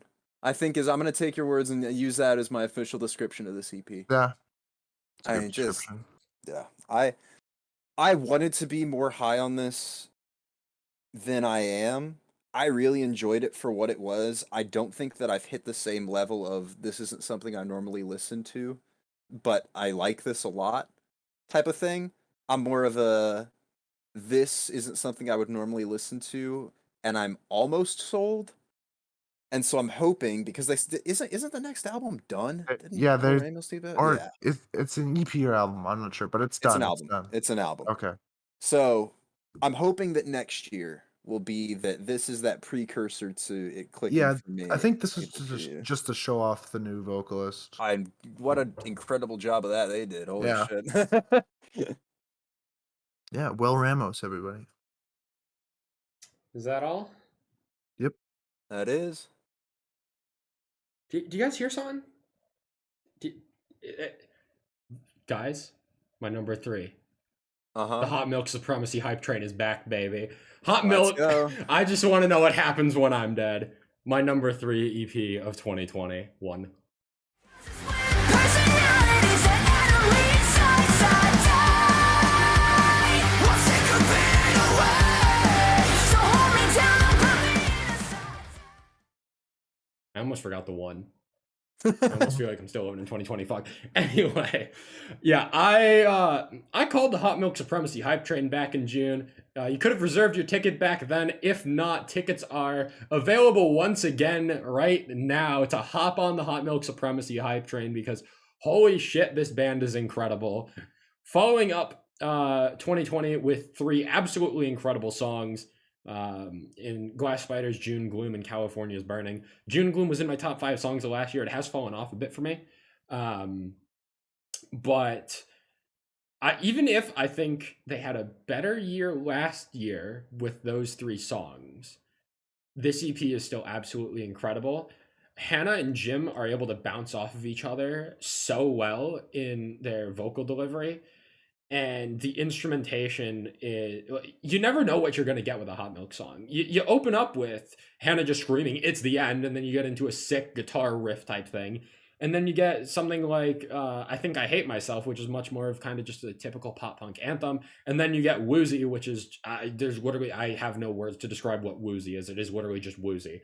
But that leaves out my favorite song on the EP, which is the closer to the EP in Split Personality. I mentioned the last episode, it is my runner-up to my top 10, my number 11 favorite song of the year, so to say. And particularly in that song, I think Hannah and Jim just play off of each other so fucking well. Especially with the idea that it's a dual fronted vocalist band, and playing off that idea of a split personality between the two of them.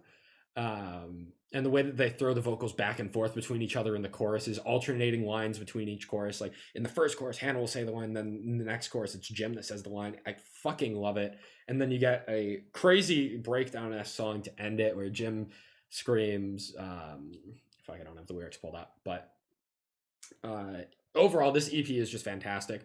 I think that the 2 non-singles in Woozy and The Good Life are the weakest songs here. But even still, they're both really fun. I enjoyed The Good Life quite a bit. With, of course, it's like, so do you want a slice of the good life, blah, blah, blah. Talking about, like, how life isn't always, like, served to you on a silver platter, almost. But I think 2 of my favorite lyrical moments come in the opener and closer. I Just Want to Know What Happens When I'm Dead. The second verse of the song, verse 2, Jacob, we get the line where it says, "So check my vital signs to see if I am here. Brainwaves from graves that haunt you and never disappear. If this pale skin is all I get, let me bleed and let me sweat. I really want to do all of it and be insubordinate." Which kind of sets up the entire tone of the EP, especially that line of wanting to do it all and be insubordinate, of kind of just like living life, even if it isn't like the good life that people like higher up and be like, "Oh, that's a bad idea, don't do it." But like, you just want to live life, you know? And I feel like I Just Want to Know What Happens When I'm Dead is like a perfect epitome of that. I think other than Woozy and The Good Life being the 2 weakest songs on here and weaker than the 3 songs they released last year, my only other criticism is that I still stand by, I think that tracks 4 and 5 should switch places. I think it would make much more sense to have Split Personality as track 4 and then close the EP on I Think I Hate Myself. Going from the idea of thinking of like, oh, I have a split personality, I don't know, like one day I'm this, one day I'm that. And then ending with I Think I Hate Myself, which has kind of like a closer energy to it anyway in the guitar and drum instrumentation. I don't think it matters too much because both songs are incredible. I do have some lyrics from I Think I Hate Myself that I want to pull up real quick in one of the verses, which goes as follows. Seeing ultraviolet on a bathroom floor, trying to be content but always wanting more, still smoking, choking, am I feeling alive? Especially the vocal delivery on Seeing Ultraviolet on the bathroom floor, because like it's like the second half of the verse, so I almost thought I was going into a chorus there, and then they like switch gears, and Hannah's vocal delivery on that line in particular is just absolutely fantastic. Overall, Hot Milk Supremacy Hype Train has absolutely delivered. I am extremely excited for the future of this band, and I don't think I will be happy with myself until this band appears in my top 5 on Spotify Wrapped. So here's to next year. This EP was really interesting to me because I didn't really know what to expect of what this was going to sound like prior to the singles dropping, like for the EP cycle. There's a band that you had me intrigued by. I didn't not like anything, but the only thing that I liked was Wide Awake, and I think it was the second part of it was In Awful Everland or something like Awful that. Ever After. Yeah, that got taken off of Spotify. So platform Hold on. I don't think it it is. it's grayed out. The No, it's one still on Spotify. It's just under a different thing. I'm looking at it, it's grayed out. Wide Awake and Awful Ever After. Wide Awake is there. Hold on. Am I losing it? You look for that while I'm going through this because Bam, if you can I've got find you it, linked, baby. I see it. yeah, but it's not the same track. They're like separate. I don't know, man. It was like Wide Awake parentheses and Awful Ever After. Anyway, Oh, Wide Awake in Awful Ever After? yeah. Oh, yeah, That's what I'm saying. that's not I on don't know where the Spotify. fuck it went. That's not on anymore. No, I don't know. I know, why. and it pisses me off because that was my favorite Hot Milk song. I'll have to say that because that got taken off, I had no expectations going into this, and I was hoping to get at least one song off this EP that I can enjoy. And I can confidently say that I love Split Personality. Banger. Because I didn't have those expectations, and my only expectation was I want to come into this EP and save at least one song. I achieved that, and I'm happy with it. I want the full length. I want to see Yes. what this band can do with a full album and what type of maybe story or cohesion between songs that they can achieve. So, I think the goal when we were going into this EP was to put everybody on the Hot Milk Supremacy hype train, right? When we were reviewing it, even today, and I think that if you haven't heard this EP, it's definitely worth checking out because they're the Hot Milk Supremacy hype train. Tickets exists for a still reason. available. You can still hop on. You can still Catch a hop ride. on, and you should. It's not If you too can, late. You should. It's not too late. Anyway, Justin, give us your top 3 or your number 3 pick. This is gonna break my heart because I have to say it, and I literally said this when we were on cut, but I've been switching my second and third off and on for like the past 20 minutes, and it's pained me to finally make a decision. But my number 3 this year is Vespera, Fading Light.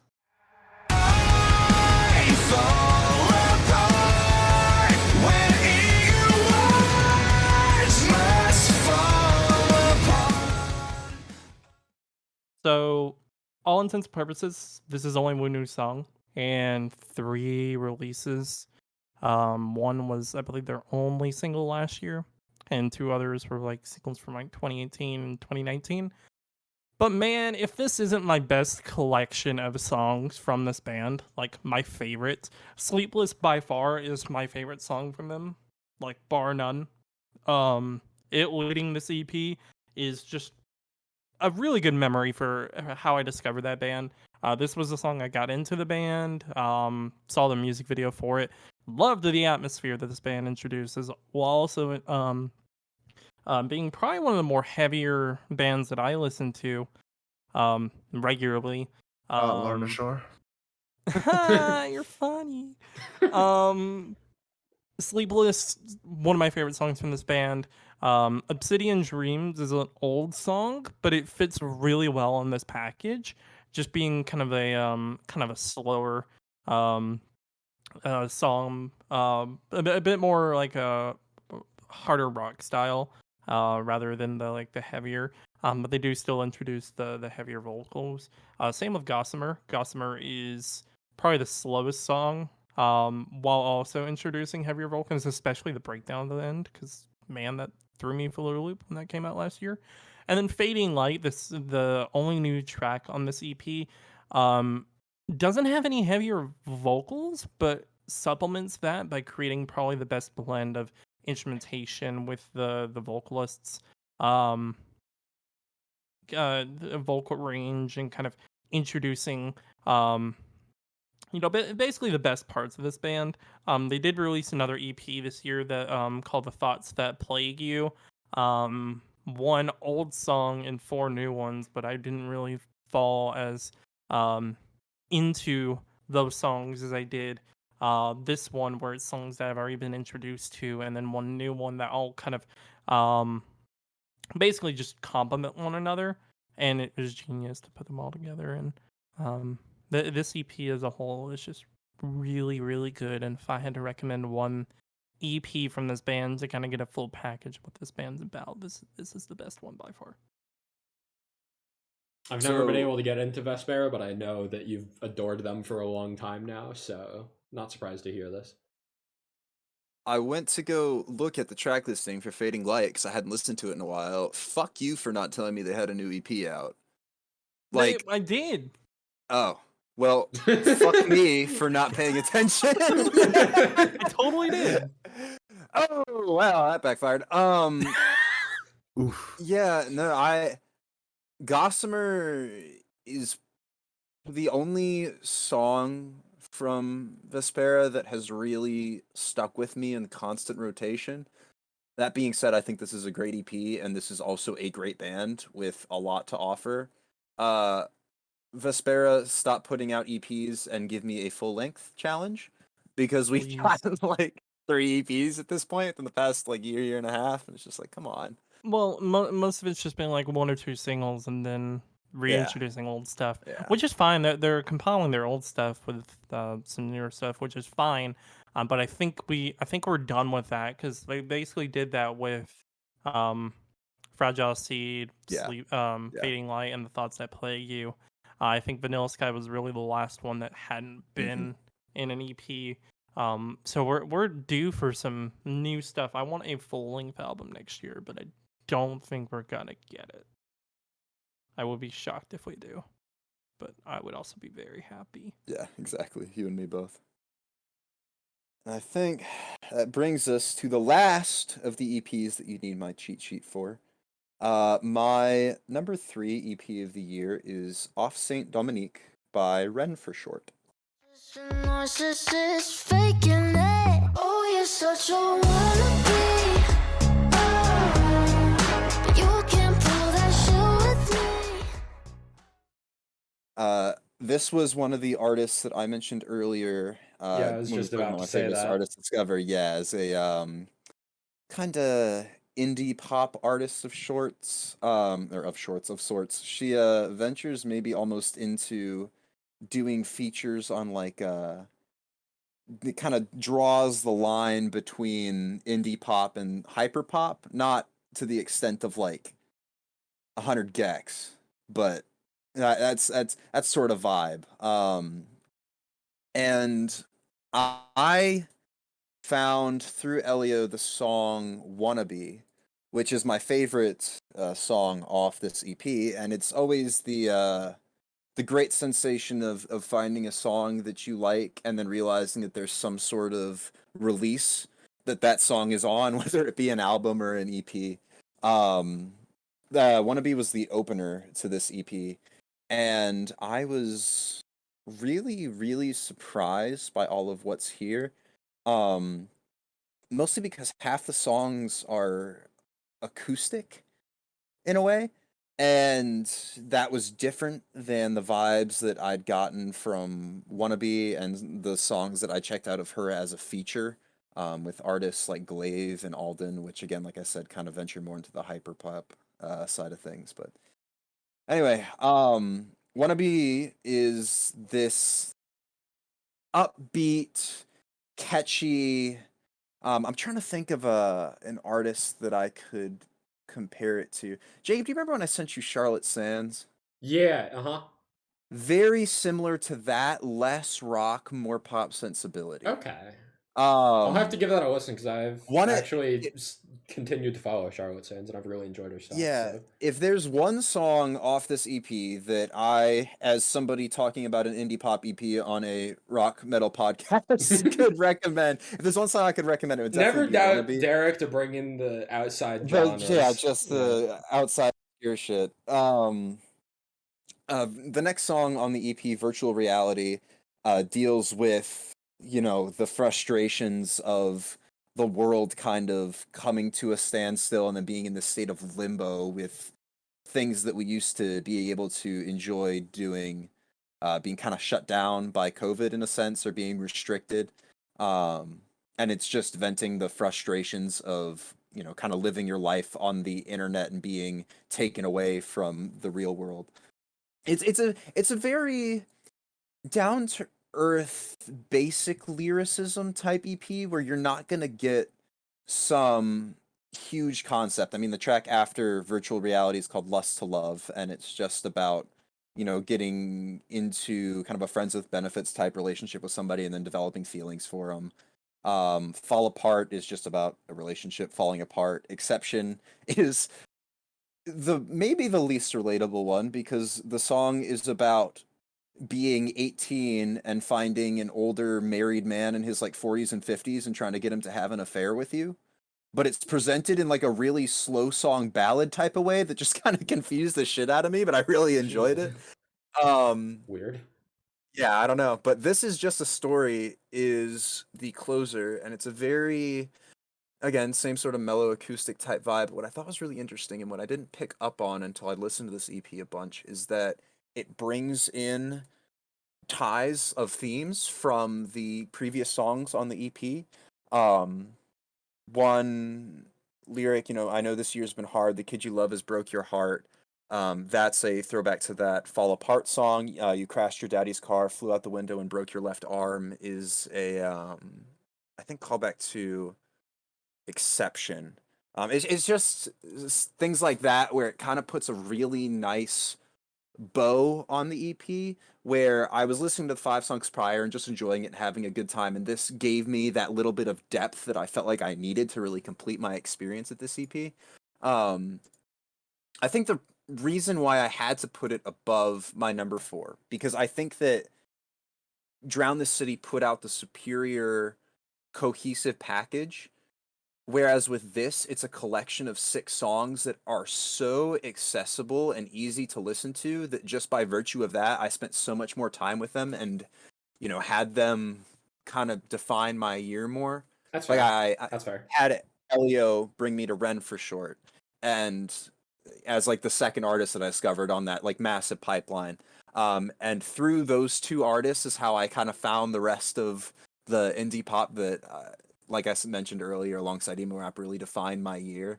And so it's a combination of like, I spent a lot of time with this music, and then I spent a lot of time with music that I discovered as a result of this EP, which made me want to go back to this EP.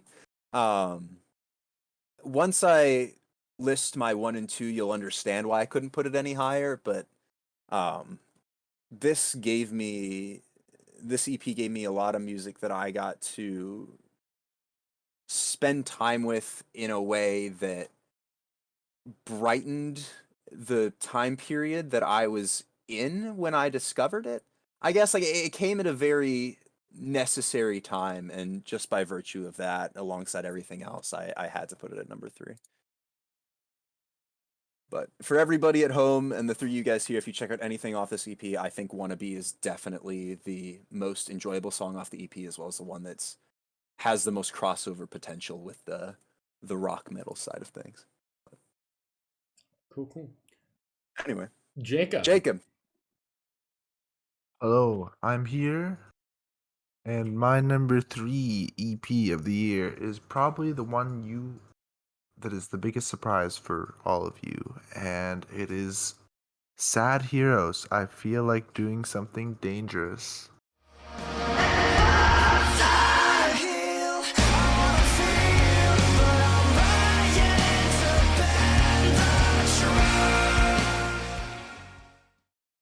Now that's a good pick. that is a fantastic pick. I would not have Yeah, expected it. I would not have expected that in the slightest. Yeah, ever since we did I don't remember what month it came out. Was it July, right? July, yeah. July. Ever since we did that recap and like listening to it for that recap, I was like, this is really good. And this reminds me of like Bring Me the Horizon lyricism, kind of like Sempiternal era, Bring Me the Horizon lyricism. With like a post-hardcore Yeah. kind of Like a feel. somber Yeah. post-hardcore. Yeah. Yeah, every listen got better and better, and there's even like uh a Linkin Park reference in this EP, and I remember pointing it out during the podcast, and you were like, and I figured out it is intentional and it is actually referencing. It's um that I don't even remember what song it is. It's the one. It's the oh god, it's gonna bother me now. What song? What Linkin Park song is it referencing? It's in Sunny Side Down where he's like, "I want to heal, I want to feel." Oh, Um, I got it. I got it. I got it. I got it. Somewhere I Belong by Linkin Park. yes, that is the song, and that was like the moment I knew this EP was great. Once I heard that line for the first time, I was like, "Wow." I'm gonna read some lyrics from I think it's Sunny Side Down. Can't fall asleep on my own. My demons beat me. It's their house, not my home. When did I lose it all? My head's above the water, but I still haven't seen the sun. Hanging by my feet, can I still be his son? I remember This specifically reminds the delivery on I forget like the fourth line that you said there. I Still Be His Son. At least for me, is the one that comes to mind with I that song. think so. It was At like the end of the chorus. It was like halfway through the chorus. I don't fucking remember it. You said know. it and then I forgot. Damn like, good song. within It's a damn 5 good song with a seconds. damn good chorus. My second favorite song on the E EP. Yeah, so this really reminds me of Can You Feel My Heart by Bring Me. It's not exactly about the same thing, but the demons part and like I can't fall asleep on my own, my demons beat me sound reminds me of Can't Drown My Demons, they know how to swim. I Yeah. don't know why. But oh yeah, because he talks about water later in here. He's like, my head's above the water, but I haven't seen the sun. That's the line. That's the line that I really that is like. the line? Okay. Yeah. Yeah, so it kind of this is a little bit of a nostalgia trip lyrically. And I think that's why it's so high. I think it's the lyricism, the emotion in the lyricism, and I need to highlight instrumentally, especially on the closer Teenage Suicide, the bass is so good in that song, and that is why this is my dark horse number 3 EP of 2021. Fantastic choice. Full disclosure, this is also in my top 10. It didn't make the cut for my top 5, but I loved this, and I'm really glad that it got highlighted in somebody's top 5. If You Know Better was released on the EP back in July instead of as a B-side single to announce that they were retiring as a band, it probably would have made my top 10. Because I think having You Know Better as the closer would have made it so much more impactful, but leaving it on the side, I don't know. Whatever the closing track.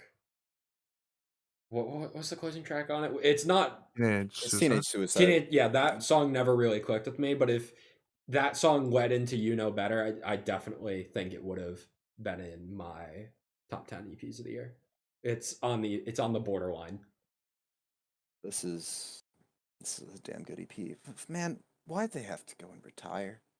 Yeah. You can't put out something this good and then be like, we're gonna drop our final single, and the final single is also like really good. And then you're like, guys, we're quitting. Come on, like at least give me a full like. Once they announced that they were quitting, I went and bought the CD. Like I had to have it. I feel like I need a physical copy of this for posterity reasons because they're broken up, but also just because like this, it's such a good EP. They did a lot of good in the short little time that I feel like they announced they were breaking up like a couple months after it was like 2 months, right? Yeah. After it we was first pretty started quick. talking about them. Ah, man. That just makes me sad, It's a shame. but good pick. That takes us to our top 2 EPs of the year. The last one we'll be discussing before we reveal our full top 10 lists and our favorite EPs of the year. My number 2 EP of the year, I could almost maybe argue is my favorite EP of the year. but it's not. So my number 2 EP of the year goes to Our Promise, Unbreakable.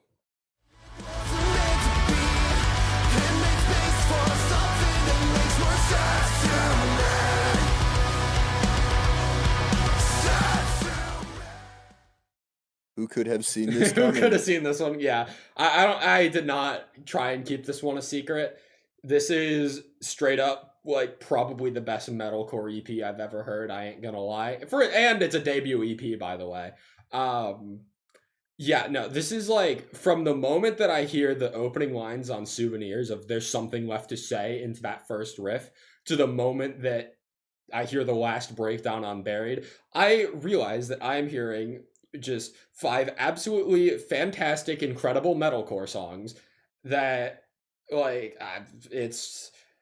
Metalcore is very particular to me, and Our Promise have hit a chord in me like very few other metalcore bands, especially small metalcore bands that are releasing EPs.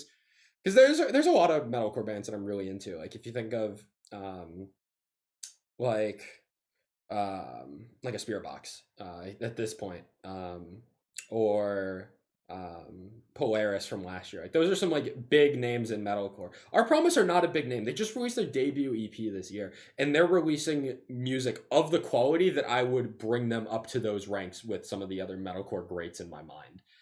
And it's like I've probably spent more time listening to this EP from front to back than my number 1, just with it being 5 songs, and it's a 17-minute EP, but it feels like it goes by so fucking quick.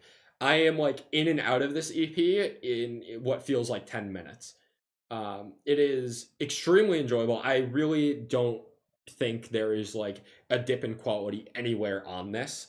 It is just stereotypical quality metalcore from front to back, and it just hit a special chord with me that I was not able to put down the entire year.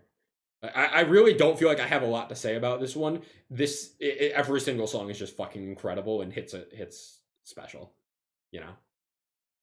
This EP being your number 2 marks a good spot on your journey to loving metalcore.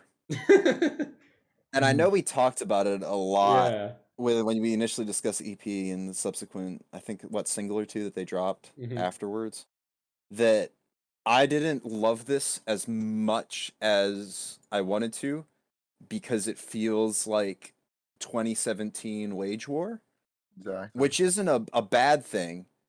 It's just that I feel like I've heard this sound be done a lot.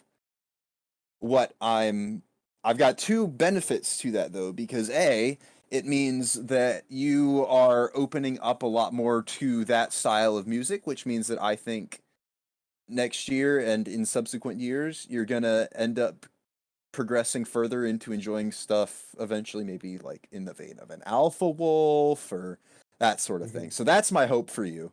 I Character think that if this, development.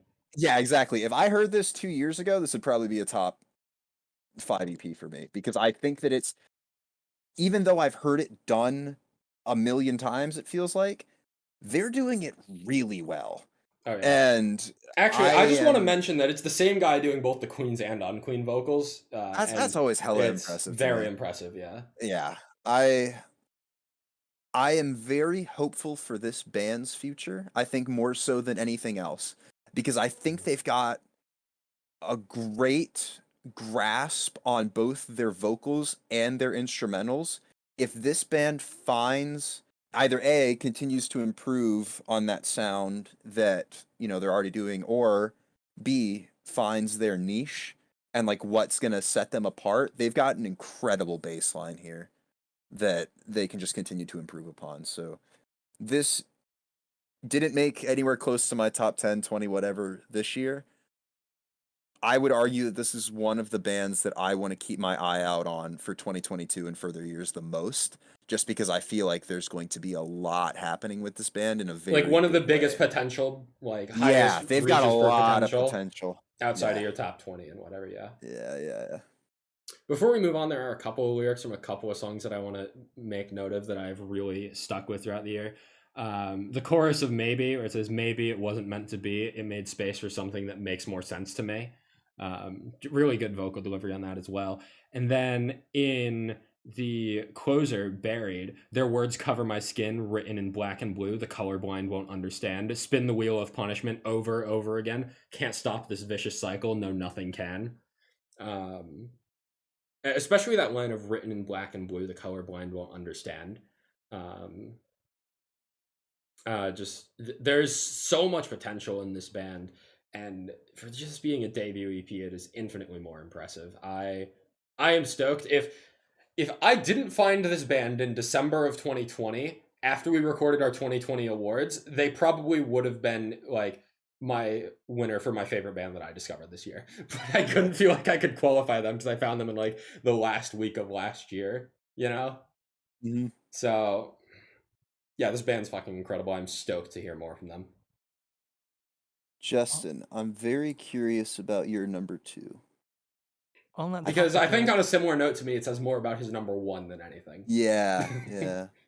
Yeah, on that topic of bands, I want to see more of Mosaic, their EP Spectrum. Cause I'm not ready for this night to end. Something's got me thinking. She's got her own intentions. Yeah, okay. My number 2. This is the one I was umming on between that and Vespera. And Vespera, while they're more well-rounded, at least in my books, is just kind of a general band that I enjoy.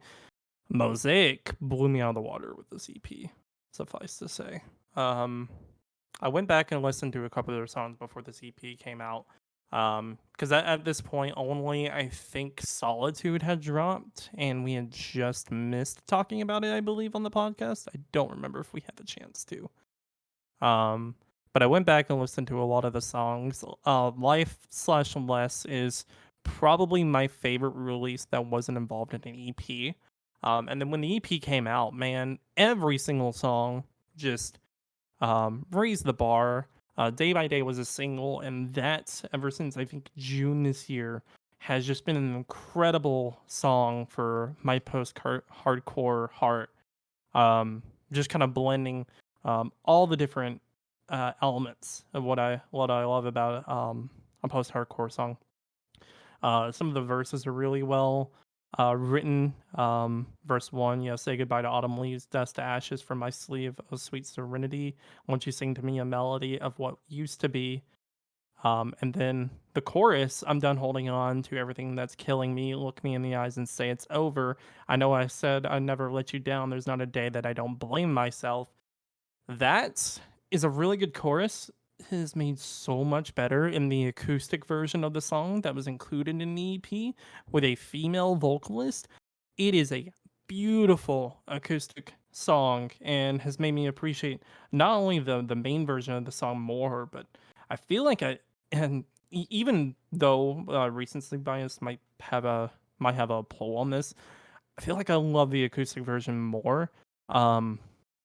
I'm kind of thinking about it now. I kind of wish I put the acoustic version on my top 10 singles. So if I had one regret of that list, it would be replacing the standard version with the acoustic version. It wouldn't move place at all, but I still really enjoyed this. And then there are also a couple of songs that came out with the EP itself. Intentions is a really good track, kind of the most upbeat song on the album. It's got a really good rhythm all throughout, this kind of very upbeat, kind of poppy, almost like a gent style in a little bit of a sense. But it's also got some really good lyricism. Especially in the chorus, something's got me thinking that she's got her own intentions, the devil in the flesh. I could care less. Such a shame if I let it go to waste. Feels like a sin to walk away, and my soul belongs to her now. A lot of the wording is definitely. I feel like the EP in itself, the spectrum, is not only like, it's a spectrum of loneliness, existing within a lot of can't escape, and then overboard, and that lava has become so toxic, it's destroying yourself. And this EP is incredible. Probably my favorite post-hardcore EP this year. You describing that makes me agree with your decision to place Vespera at number 3. I feel like the way you talked about this EP by Mosaic, you are higher on it than Vespera for sure. So I think you made the right choice. I don't have too much to add. Day by Day was solid. I listened to it a couple of times. Never really went back to it. Nothing else really clicked with me, but I'm gonna need you to listen to that acoustic version. perhaps. Yeah, this is one that when listening to it, I enjoyed it a lot, and everything I was hearing, nothing super clicked with me to the point that I wanted to revisit it, and I want to like it more than I do. So I think with your description in mind, I'm gonna have to go back and re-listen to it here soon, and see if it changes my opinion on anything. So I want to like this band. I feel like the cool thing about this top EPs thing is that like all of us have I'm pretty sure we're literally going to have 5 different picks for all of our top 5s. So we're all like, as much as we're trying to convince the audience to check out these EPs, we're definitely not. We're also trying to convince all of us here, the 4 of us, to listen to our top 5 EPs as well. So I've got one of Derek's final 2s. I know it. You do, but I don't think anybody else has it. I know what Jake's number 1 is. Like, I mean, we Ben knew what Jake's number 1 is, but it's not on my list. If that's what you're thinking of. No. We'll see. I don't know. Unless you've got Lorna Shore number 1 out of left field. Like, I don't know, man. Why don't you tell me about your list then? Okay, so my number 2 EP of the year is the debut EP from Until I Wake.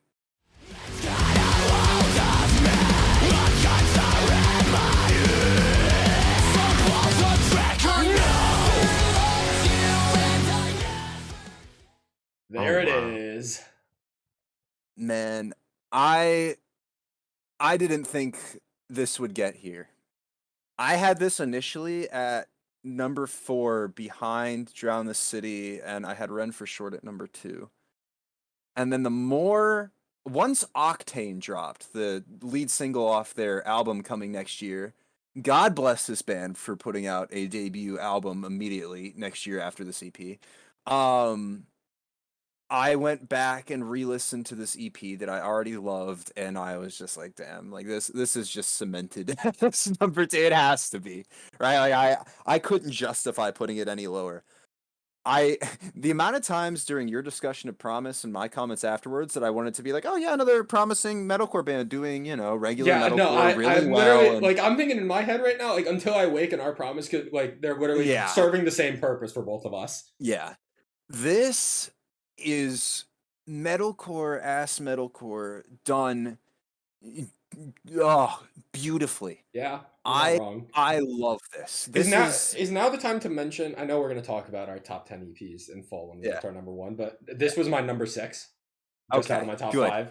Good. Your number 1 is my number 6, so it's okay. Hell yeah.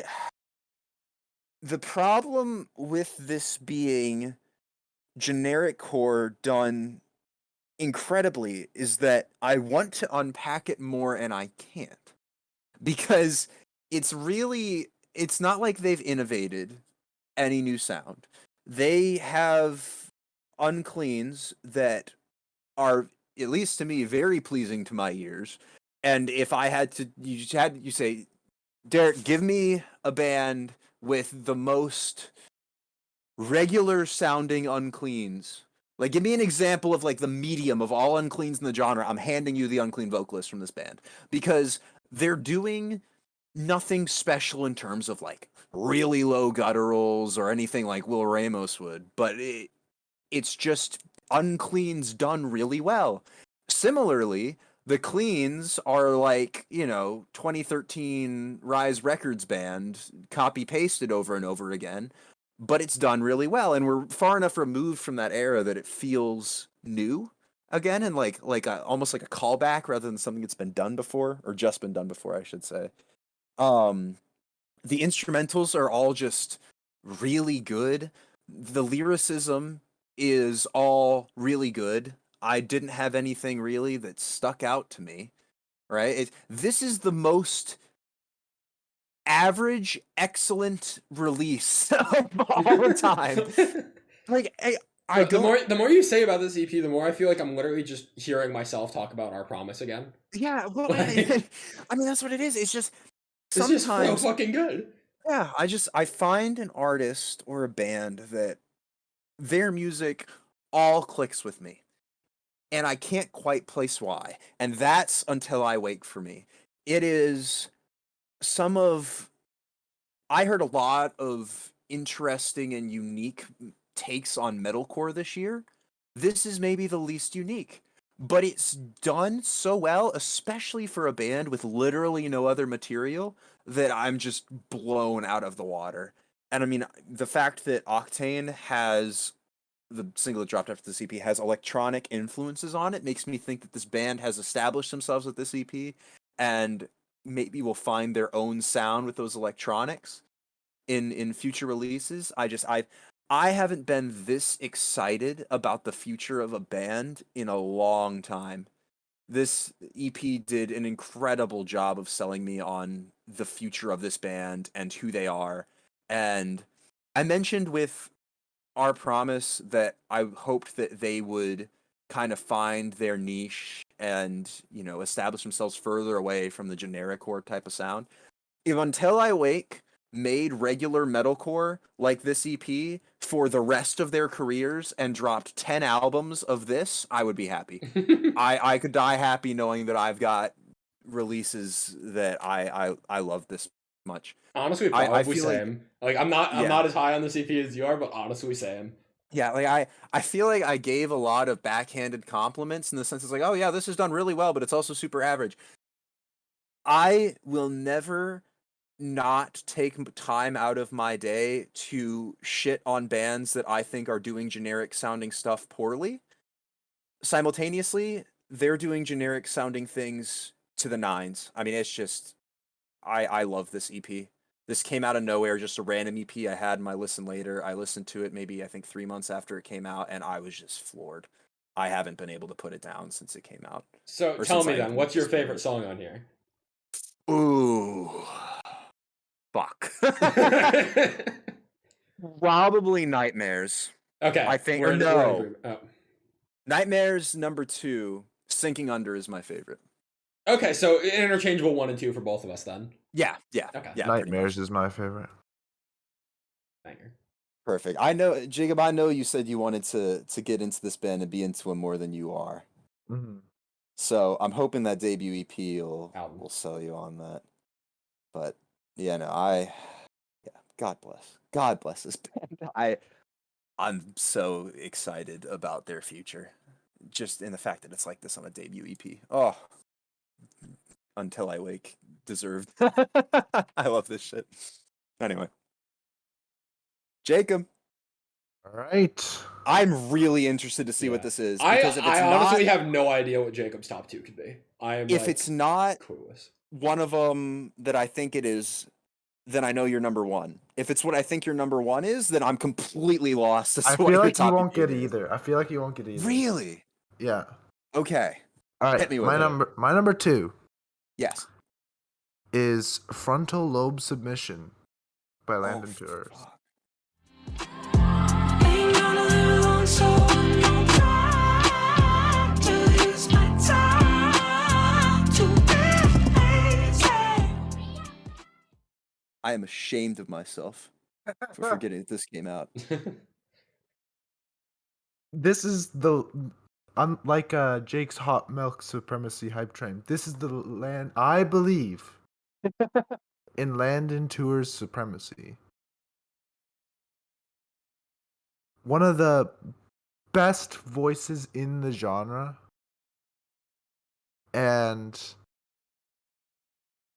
in his own work, it's not even like I said this in the review. It's not even like a genre I would normally listen to, but his voice is just so great and so dynamic and so filled with emotion that I'm a simp. Essentially. This EP starts off with Gospel Therapy, which is my favorite song, where it starts off slow and then he goes, "Oh fuck it, baby, let's get prehistoric in this shit," and then he starts screaming. It's a And, fantastic opener. It's great, and it's like you can see the influences from Plot with the screaming, and then the bridge goes, "I want to nuke this planet. I want to nuke this place." So I mean, after 2020, I don't know if I'd blame him. yeah, and then it goes into my least favorite track on the album, which is the one featuring Rory Rodriguez. Actually, unfortunately, I am in full Uh, agreement. I am in um, full disagreement because it's my favorite. Sorry. unfortunately, yeah, this is my least favorite song. But it is still good. And then F Pacing, which is my second favorite song. And the feature with Gabby Hanna is really good, and the saxophone solo, beautiful. Mhm. And every time I try to sing this song, it's really embarrassing because I can't go that high. Yeah. Um, I know exactly what you mean. I've had that realization in my car many times. yeah, and then Gave My All, Just Talking, When I'm Gone are all, I'd say they're all fairly similar sounding. Mhm. More along the lines of similar to some stuff off Dispose, but not as heavy. And I think like you just get to see Landon popping off with his voice, basically showing off. This is he's one of my favorite vocalists in the genre, and it's amazing how he can do this kind of stuff with, like, get me interested in stuff that I normally wouldn't listen to, just because his voice and some of the lyricism is funny. and yeah, that is why Landon tours. Frontal lobe submission. I got my like points rating of everything, and this was number 7 out of 130. And I somehow managed to glance over it when making my EP list. Don't know how that one happened because you said the name and I was like, "Oh yeah, that's in my top 10." And then I looked and it wasn't in my runner-ups, and it made me sad and disappointed in myself, so I have moved it to the number 11 runner-up number 1 position and given myself a little slap on the wrist because I think that besides the fact that I would switch as F Pacing being my number 1 and Gospel Therapy being my number 2, you and I have the exact same opinions on this EP. This is my favorite of his solo work, easily, in terms of like a cohesive project. I think I like his previous album more a little. Withdrawals. Yeah, Yeah, but this is still great. yeah. I'm ashamed of myself for not putting this on my list to begin with, especially with how much I've listened to F Pacing. Well then, I wonder what that takes us to our top 1 EPs of the year. So then, I think that means that it's time to reveal my top 10 EPs of the year. What do you say? Do it. Yeah.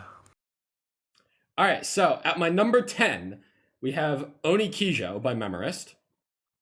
At number 9 is Long Last and their debut EP Lost. At number 8 is Cyan Kicks, their EP Not Your Kind. Number 7, Census, A Vigil for the Living.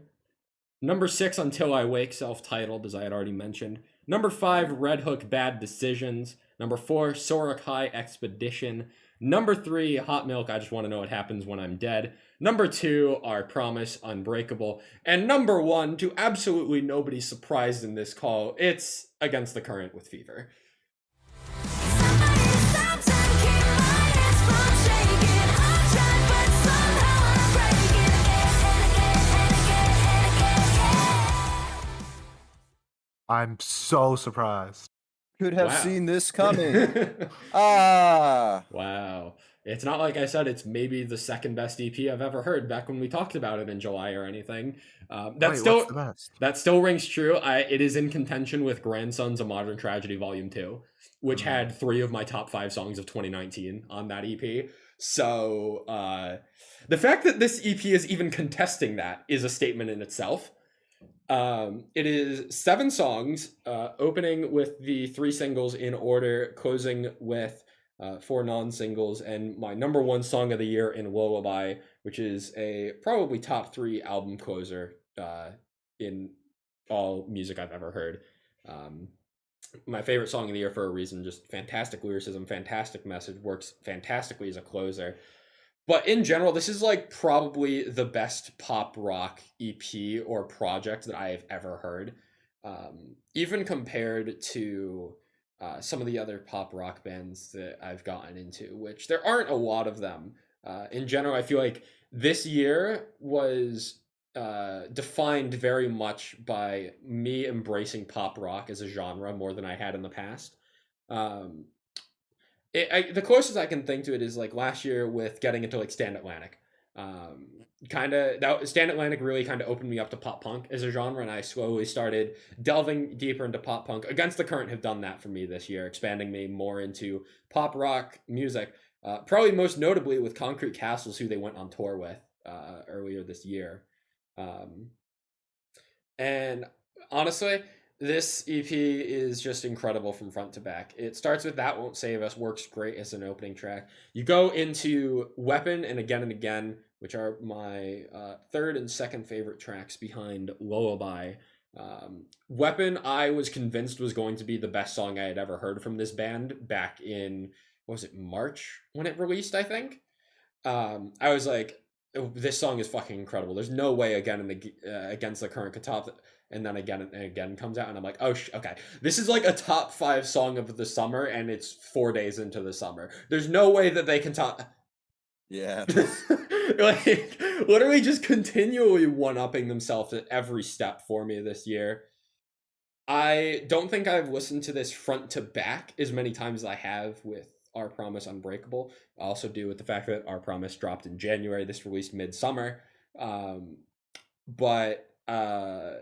This is supposedly the first half of 2 EPs that will combine into an album.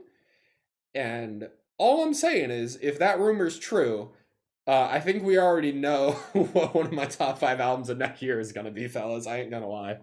This EP on its own could carry any album into the top 10, I'm pretty sure.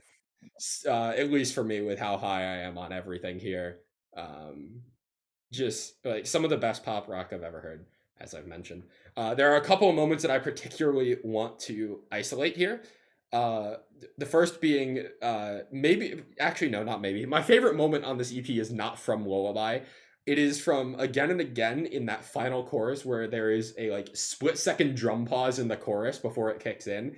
And at that moment, I knew I had heard one of the best songs I was ever going to hear this year. Literally just that half-second drum pause, and I'm like, oh my fucking god, this is one of the best things I've ever heard. Holy shit, this band is incredible. It's just really silly to think about, but it's so fucking good. And then I also want to make note of Shatter, which is the ballad on this EP, a song that it was the 5th song on this EP. When I was listening to this EP the first time, I was like, Shatter should be the closing track on this album, or on this EP. But then Lullaby comes along, and I regret that thought 5 minutes later, and blah, blah, blah, the rest is history. But Shatter is still a fantastic ballad song, the way that it slowly builds. When I hear like an acoustic ballad in the middle of an album, sometimes it doesn't build into something bigger. The instrumentation stays mellow, and that doesn't always work for me. But Shatter is a beautiful example of a ballad that starts soft and stays soft, but progressively gets a little more emotional by just ever so slightly amping up the instrumentation in the final chorus of the song, and it works fantastic. If there is one weakness to this EP I have to point out, it is Burn It Down being the 6th track on here. And that is due to literally just everything else being better and not a single fault of the track on its own, because it's a really good song. It's just everything else is better, unfortunately. And when everything else is so good, like when everything else is so good, it's hard to hit so many times in a row. And even if I think Burn It Down is incredible, it is like the one quote unquote miss that I could give this EP. And even then, it's like barely a miss. So. Yeah, point being, this wasn't a surprise for any of you. I don't really think it should have been. And I love it. That's all. Perfect choice. Like I mentioned earlier, this was my number 6 and barely missed my top 5. And I think part of that was because there were certain songs preventing me from playing it front to back as eagerly as I did with Maywin. Namely, unfortunately, Weapon and Jump, which are probably I my forgot to two favorite fucking tracks. mention Jump. Holy shit, I love that track. Yeah. I love mean, like, I they're- love the lyricism in that track. The way that it's like playing on like jump into the deep end to try and find happiness. So like you don't know until you try type of thing. Which is Yeah. a terrible motto for me to be saying as a man that has anxiety of trying new foods and hasn't tried a single new food in like fucking 8 years at this point. But that's a Yeah. story for another day. I still really appreciate the lyricism and message of Jump. Okay, that's all. That's all now. You can continue. No, I remember how fucking excited I was when Again and Again dropped, and it was like, oh yeah, there's a Garden feature. I was like, what the fuck? Like, Garden's like my favorite artist right now, so to have that kind of crossover was great. Still my favorite track off this album. EP. That Won't Save Us, or yeah, EP. Sorry. It's That Won't you Save can Us, kind of call it great. now. It's like approaching Yeah. album territory, you know. Shatter, great. Burn It Down, great. Lullaby, my second favorite song on, or I guess third favorite behind Again and Again, and That Won't Save Us. This, like you mentioned, is pop rock done so extremely well, and you mentioned as well, those are most your improved artists. Yep. If I was maybe a little less high on some of the songs that they'd released prior to this, they'd probably have been at the top of my list too, because I enjoyed them before, but this is like just on a whole other level. So I also want to kind of make mention while we're here. I kind of am surprised to hear you say it's your number 6. I almost wasn't expecting it to crack your top 10 at all. oh no, I've My- spent a lot of time. It is my number 9. Hell yeah. Hell yeah. I know it's nowhere near Justin's top 10. This is number Hello. 40. Hi, Justin. Hope you're doing okay. Gee, I wonder what Justin. Justin's number Yeah. I Justin, feel do you want to tell us? He's gotta go through his No, list I'll first. tell you my 10 through 6 first. Starting with number 10, Color and Shade, Hostile Grounds. It's not Good been pick. talked about. No, we did. We talked about Yeah, we their did, yeah. EP release. I really That's enjoyed right. a couple of songs on that. That's a good pick. Number 9, Take the Name for What It's Worth. Number 8, Census, A Vigil for the Living. Number 7, East Capri, Wake and Repeat. That's another band we haven't talked about. But one that was kind of a sleeper hit. I kind of wanted to put them in my top 5. Unfortunately, number 6 and number 5 beat them out. My number 6 being Long Last Lost. Okay. Wait. My number 5, Written by Wolves collab EP. Number 4, Soft Spoken, Where the Heart Belongs. Number 3, Vespera, Fading Light. Number 2, Mosaic Spectrum. And number 1, who wants to say it for the chorus? Okay. Traceless Obsession.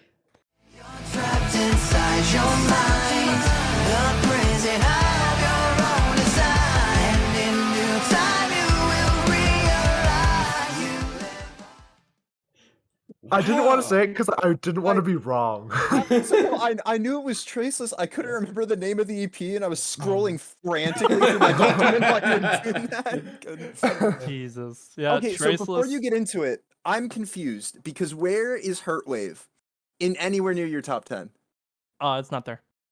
That's Wow. a shocker to me. I would have Yeah. I was expecting it to be in your top 5, and if it wasn't there, I would have expected it to be in your top 10.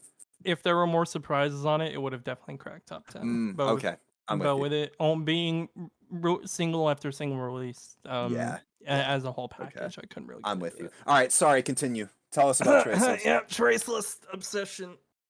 Yeah, this blew me out of the fucking water with how good it was. The singles being on this were only I'm Fine and Ghost. So going into this, I already had kind of really good expectations. Derek, the vocalist for Traceless, just has a wonderful voice. But also kind of they're kind of varsity light in a sense, where it's kind of a mixture of that R&B style with a little bit of post-hardcore and rock kind of melded together. And this song just oozes pretty much everything that you could expect from this band. I'm Fine and Ghost, honestly, probably being the underwhelming tracks if I really had to state underwhelming tracks. Everything else is just so beautifully written. Little Lie is my top song through Spotify Wrapped. It is the song I have most played throughout the entire year. 282 plays this entire year, and this released in January. And being a January release, and it's still not leaving my number one has something to say. Unfortunately, a lot of the singles that came out this year kind of knocked Traceless off, and it really hurt because Live a Lie would have definitely been on my top 10. Yeah, like, now that you mention easily. it, I'm very surprised that it's not there. in your Yeah, top it 10. just barely missed it. But I also really liked the diversity in my top 10, so it kind of made up for it. And it's just everything about this EP. Live a Lie. I've said quite a bit about it already, but just kind of go into detail in some of the lyrics. I've got the breakdown. You live a fucking lie. You're running out of time. Deny it till you die. But death can't be defied. I bet you're terrified. You've got no alibi. Exposed by your own demise. It's time to answer for your crimes. Easily my favorite part of the song. Like, I will replay the song every time just to get to that part. Like, no questions. That's probably why I have so many plays on this. But I also want to go into like the order of the EP. I kind of have a thing where I overanalyze like the track listing, kind of like the dissecting like the order of it. And this EP, and no questions, has a set order for a reason. I'm Fine is kind of that the stage of grief of kind of denial of the world is falling apart, but you're telling yourself you're fine just so you can try and get past it. And then you're living a lie, avoiding the demise, and going against what is like breaking you down just so you're gonna hopefully live another day. And then that obsession. A lot of bands discuss like relationships and love, but this song is no obsession. This is probably no question. This song is probably the main focal point for what bad relationships could be, even if they're something that you enjoy. It could send you down a spiral where you become a ghost, you become lifeless, you don't make an impact in the world anymore. And then what will it take is essentially defying all odds, to going against the grain. There's a lot of political kind of elements that can be taken apart from the lyrics here, especially like the long form. Where is it? I just had it up here. They steal the wealth that we earn for ourselves, imprison us inside the cells that we built. Now come on, people, this ain't freedom. No, this ain't treason. Fingers up saying fuck you, fuck you. We won't be ignored, won't rest until the balance has been restored. Because let's just face it, we've been complacent but not powerless anymore. And then the last track, War. Bringing all of that to a nicely wrapped up bow, and finally fighting for that closure. And War is just the perfect end to this EP. And if that kind of dissection didn't really tell you how much this band is like, they're new. They only have less than 10 tracks, less than 10 Yeah, songs it's to this their EP and name. like a couple others. Right? Yeah, they've got so much talent for being a 3-piece, I think a 4-piece now band. But they've got so much talent. They're just incredible. They're also just incredible people. I talked to Nicole. She's the producer of the album. I talked to her quite a bit at the start of the year, and like they're just incredible people, and I'm happy to say that I've been a huge fan of them. They've got more in the works. I'm expecting some huge shakeups from them next year because they've already said pretty much everything they've wrote in just like trumps the EP by like a mile. Oh, so we know I'm- what your number one EP or album of next year is going to be, basically. Yeah. Shush. Don't try to hide Um, it, Justin. We know it's okay. I mean, my number one EP wasn't a surprise either. Look, It's okay. next year's got fucking Rimmed by Wolves, Varsity, Valiant Hearts, and some other like shit that I'm expecting. I'm just fucked for next year. I've come to Yeah, accept you it and at me this both, point. brother. It's over. But that's really all I got to say on that. Do you guys have any? You haven't really mentioned War yet, which is like, I did. Mm. no, I missed it then. Yeah, and I spaced out I for a said, second. and yeah, it's basically like that perfect kind of closure. Yeah, to no, the I song. just And- I just want to highlight like how I feel like War. I remember saying this when we talked about the EP back in January. But War is like the epitome of like the creative talents of this band. always. Like it is such a creative closer. Like it is the structure and formula and instrumentation and everything is so unique that like that's the song that has me the most excited about this band's future. So I'm very stoked to hear more from them. Even if it didn't make my top 10 EPs, it was like close to borderline, like probably top 15. Yeah, I didn't like I'm Fine when it came out, and then I listened to it on the EP, and for whatever reason it clicked, even though it's the opener and had nothing else to contextualize it. And I never really put it down for the rest of the year. Honestly, even though I guess it technically came out in 2020, but like one of my favorite songs that stuck with me this year. I think even that and War are the two tracks that have really stayed in my rotation as the year has gone on. Even though I'm not as high on the rest of the EP, I'm thankful for those two songs alone. So we knew it was coming, but it's still a great pick. Very unpredictable. Dude, Jacob's number one is the only one that I feel like wasn't obvious once we said our number twos. I still don't know what your number one is, to be honest. I Oh, know yeah. what this is. Yeah, I know yeah, you're gonna know. yeah, You're Jacob gonna and know I when I know. say it. Anyway, so I'll run through the rest of my top 10. My number 10 is "A Tear in the Fabric of Life" by Knocked Loose. My number 9 is "I Feel Like Doing Something Dangerous" by Sad Heroes. Number 8 is "Things Could Be Worse" by Garden. Number 7 is "Pure Like Porcelain" by Like Moths to Flames. Number 6, "Fever" by Against the Current. Number 5, "Choke" by Maywin. Number 4, "Colors We Won't Know" by Drown This City. Number 3, "Off St. Dominique" by Ren for Short. Number 2, "Until I Wake" by Until I Wake. And my number 1 EP of the year and all time, "I Won't Survive" by Convictions. I'll perform anything for you. I miss you. What happened to brothers forever? Oh, Called it. right. Let's go, No, Jacob. I think it's funny because I remember like 15 minutes ago, I was like, I wonder what Derek's number one. Convictions, that's the one. And within 15 minutes, I forgot about it. Man, EPs as a whole this year, I feel like were so much better than last year. and Yeah. Yeah, it's not I even mentioned- close. Easily. With my number 1 last year, which was the self-titled EP from Hands Like Houses, it was my favorite EP I'd ever heard. And this blows that out of the water. Like I did not like Convictions before this EP dropped. I listened to the album that they put out before. It came out in 2018, and I heard The Price of Grace and Hurricane as singles, and I didn't like them. And I don't know what happened, but I listened to this EP and everything clicked, and it was like Heaven's Gates had opened up and the angelic choir sang down, and I just kind of sat there and let this EP take me. I love this EP. I think that it is perfect. I have no complaints. Zero.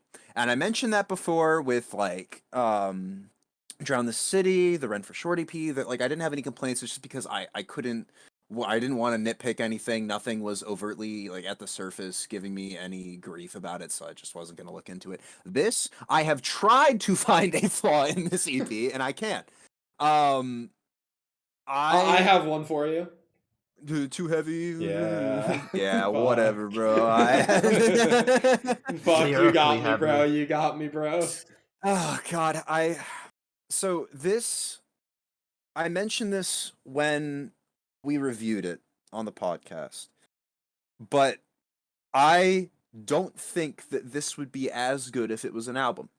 I think that the 7 tracks that are here do a great job of where they are, and I wouldn't want them to be anything more or anything less.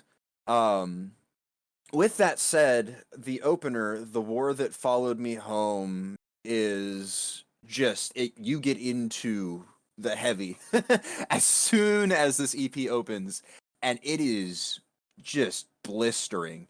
I mean, you're getting smacked within the first like 5 seconds.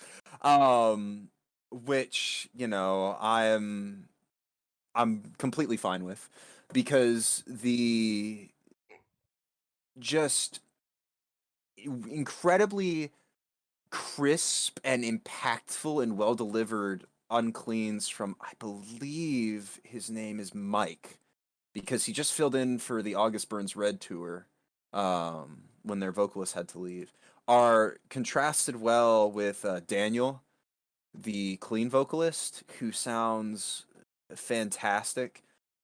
They are still a mainly heavy band, but I feel like the cleans are incorporated so well and sound so good that I'm just completely fine with it. I think this album is full of breakdowns. It's just breakdown after breakdown after breakdown at times. I think my favorite one is in that opening track, The War That Followed Me Home, with the pre-breakdown line of "my knees collapse and I brace for the impact" into this just like slamming down tuned guitar. It's just so good. And The Price of Grace, the single that clicked with me the least, suddenly, for whatever reason, decided that it just wanted to be one of my favorite songs of the year out of nowhere. I don't know where that one came from, but again, that same sort of thing where it contrasts the cleans and uncleans so beautifully with this soaring chorus. And I want to bring it up with this at this point, because we just talked about The War That Followed Me Home. They deal with like a lot of serious shit with the lyricism on this album. The War That Followed Me Home, talking about the impact of war, or what going to war does on a person, and how it can be like glorified in the media, but just how hurtful PTSD and like seeing people die next to you can be. The Price of Grace, written, I've got the excerpt. They posted this. They said, "If you've ever lost someone you love to suicide, this song belongs to you. A few years ago, before the pandemic, we were touring the world full time. We had 2 friends, CJ and Travis, that would come to see our shows. CJ and Travis would drive hours to see us play, and it was always amazing to see them, and we loved them dearly. One day, everything changed. We received a phone call. It was CJ telling us that Travis had taken his life. This shook our spirits to the very core. Time passed, but this stuck with us. We decided to ask CJ if we could write a song for him, from his perspective of losing a friend to suicide, a song about the pain that is left behind. Our only hope and prayer is that this song can help at least one person. We will always love you, Travis. You deserve to survive." And the "you deserve to survive" is the first breakdown call out, which is then followed by an actual voicemail that CJ left Travis after his suicide, which is like heart-wrenching enough as it is. But that precedes the next breakdown, of which the first line is "what happened to brothers forever." And I'm just like, oh, like it's just gut punch after gut punch after gut punch emotionally. Yeah. Followed by Teeth, which is a musical gut punch and sounds like Alpha Wolf on crack. Hurricane, melodic, just melodic metalcore at its finest. Everything I Never Told You, beautiful instrumentals with violins and strings, and leading into Last Cell, which is my favorite closer of any piece of music that I heard this year, album or EP, which is about a man who has lived his whole life as a fuck up and wanted the chance to make things right, and had that in his infant daughter, but he has terminal cancer and is on his deathbed reminiscing about how he'll never get to see her grow up. The chorus in that one, "I'm sorry I won't be there for your first steps when you're falling till you walk down the aisle, standing tall in a white dress. I know life isn't fair when it's time and heaven's calling. We leave love behind. You are my reason to fight. Which at the end, it all builds up emotionally, musically to the end, where Daniel, the clean vocalist, repeats "Think of me and close your eyes" in this like great vocal key progression, which is then continued to be repeated behind Unclean's of "I'm sorry for the things I couldn't help, for all the times you'll walk through hell, for the cancer tearing my spirit out. When your world comes crashing down, I'm sorry for this fleeting farewell. Despite all the fear I felt, I loved you down to every last cell. Don't let your light run into the shadows," which then fades out into the end of the album or the EP. And it's just like, man, what the fuck did I just listen to? Like it's musically heavy, it's lyrically heavy, it's emotionally taxing to listen to, but at the same time you're just headbanging the whole way. I think instrumentally, my favorite part, I didn't bring as much to it because I'm not as high on it as I am the rest, but Wreckage, there's this like screeching guitar tone at one point where it sounds like he's dragging his pick down the strings in the middle of the riff, and it's just brutal. Oh, I want to, but I don't want to, but I could talk about this for ages because I can't remember the last time that I was so enamored by the intricacies, I guess, of an album or EP. Like with Until I Wake, I mentioned that, I'd just been obsessed with a new band, but for this, every time I listen to it, it feels like instrumentally, vocally, lyrically, I find something, even if it's small, new to listen to, and it makes me want to go back and listen to the EP again. Yeah. This is one of my favorite metalcore releases ever. And I am just so thankful that despite not liking the two singles going into it, that it clicked with me, because I am in love with this EP and band now, and I think I'm getting an album next year. And when that drops, y'all better be prepared, because I don't think I'm going to be able to shut the fuck up about it. But, yeah, so I know you guys weren't as high on it as I was, but it made me happy. I think in so. a similar case to me with Against the Current, it's hard to be as high as you are on it, Yeah. This clicked with me in a really special way that I wasn't expecting. So This would have been like my 11 or 12, I think. okay, I will absolutely take that. All right. Shall I reveal Let's them? reveal. Yeah. I'm What's this out very here? curious because I am Yeah. actually clueless at this point. Honestly, so am I. So, all right. My number 10 is "Desperate Times, Desperate Pleasures" by Boston Manor. My number 9 is "Fever" by Against the Current. My number 8 is "Timeless" by Of Mice and Men. My number 7 is "Bloom" by Of Mice and Men. My number 6 is "Z2" by The Devil Wears Prada. Hey, what the fuck is your number 1 then? What? No. My number 5 is "2D" by Northland. My number 4 is "And I Return to Nothingness" by Lorna Shore. My number 3 is "I Feel Like Doing Something Dangerous" by Sad Heroes. My number 2 is "Frontal Lobe Submission" by Landon Tours. And I need to clear my throat. My number 1 is "A Tear in the Fabric of Life" by Knocked Loose. All the lights went out!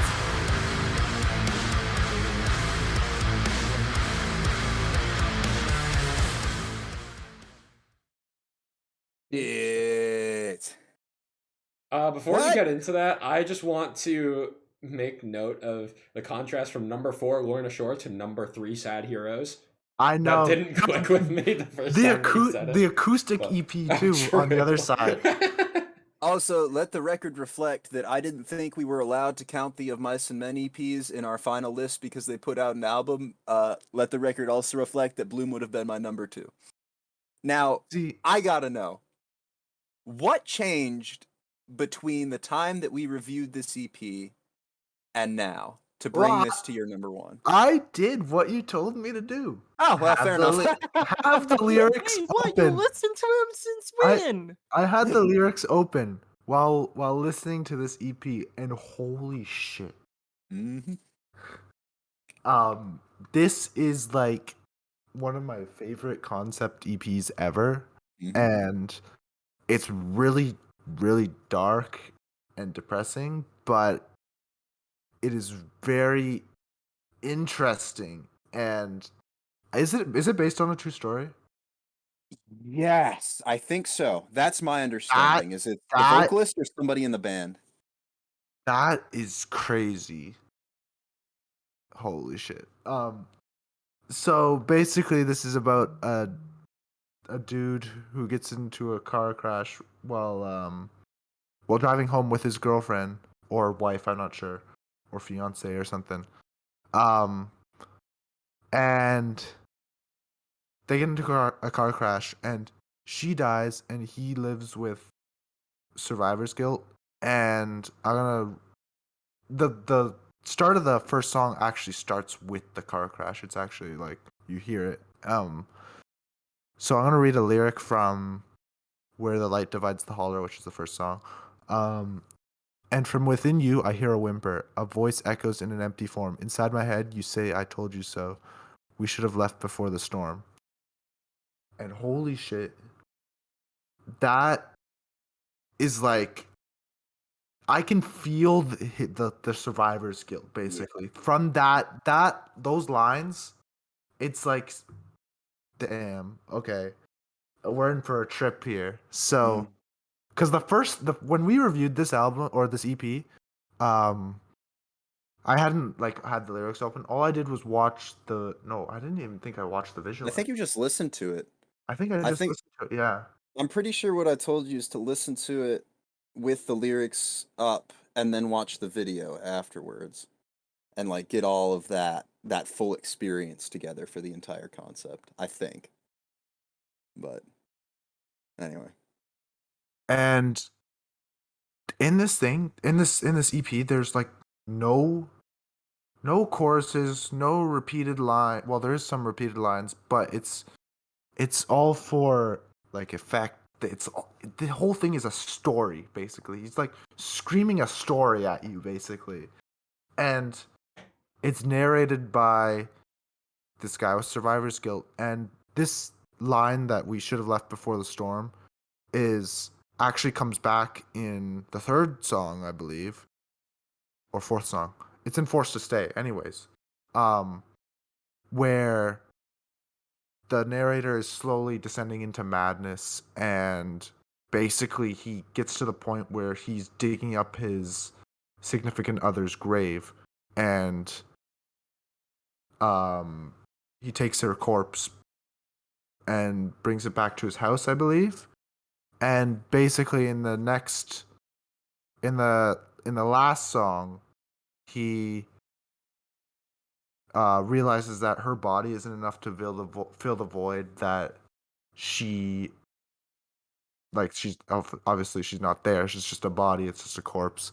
Um, it's not enough to fill the void, so he kills himself. And the back half of the last song is all instrumental, and what I interpret that as is he's like either he's bleeding out or he's dead. Um, and the lyricism in this EP is so descriptive and so it basically paints a picture. You're literally, and if you watch it with the visualizer, it helps even more. But that is essentially why, like, normally I wouldn't listen to Knocked Loose like as a like I listen to a few songs here and there, basically. But this as a cohesive piece of art, like this whole thing, I think that is why it is my favorite, because as a whole, it is the best thing I've heard all year. That is a beautiful way to describe it. Too I heavy, wanted Will. this to be higher on my list than number 10. I think what held it back is that I just spent more time with the others because musically, I'm not super sold on everything Knocked Loose is doing, even though I think that this is a brilliant concept and overtly, like objectively, the best piece of art released in the scene all year, between the storyline and the concept video and everything like that. I don't have anything to add other than the ending lyrics to God Knows, that God knows I belong to hell. That's why he left me here by myself, followed by the prolonged scream of God knows, which was just like heart wrenching. Like you mentioned that in the line in the opener that you can feel the survivor's guilt. That I feel like that for me, that lyric in God knows at the end was when I really felt it. Just, I mean, an incredible piece of art, knocked loose. Even if I don't love how it sounds, on concept alone, they knocked it out of the park. I mean, just phenomenal. Too heavy, lol. Yeah, whatever. I'll give it to you. Yeah, any last thoughts, Jacob, on the EP? Nope, that is it. I'm just stoked that all of us are like super fucking pumped on all of our favorite EPs this year. Yeah. Like, especially following up last year. Like, feeling. I'm thinking back on my top EPs last year. I think we only did a top 2 EPs last year because I genuinely don't think I had a top 3. Yeah, Like, exactly. There like, wasn't enough. Like the gap, like I would take my entire top 10 from this year before I would list you a third EP from 2020. Yeah. Agreed. Like, I only had like 3 or 4 that I was really into. The rest was just filler. bands just you outdid got so themselves. many, especially so many smaller bands coming up and giving some fantastic material. Like even deeper down our top 10 lists that we mentioned, like I know Justin mentioned Color and Shade as his number 10. There's some really good songs on there. And like it's not anywhere near my list, but like so many bands really stepped up, especially for EPs usually highlighting like the smaller bands.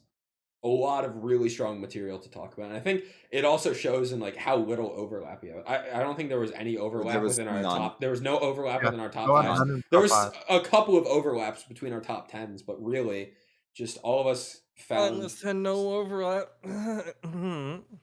Hmm? What'd you say? I said my list had no overlap. I don't think. Your top 5 didn't, but top 10 definitely did. Oh yeah, Census Vigil for the Living. That's right. And Long Last in mine as well. Oh, that's right. Yeah. Carry on. But yeah, no, EPs this year really stepped up, which is sick. I agree. So I'm I just wanted to excited appreciate that now that we're at the end. So, Yeah, I think it's really cool. We talked about 20 different EPs. Yeah. Yeah.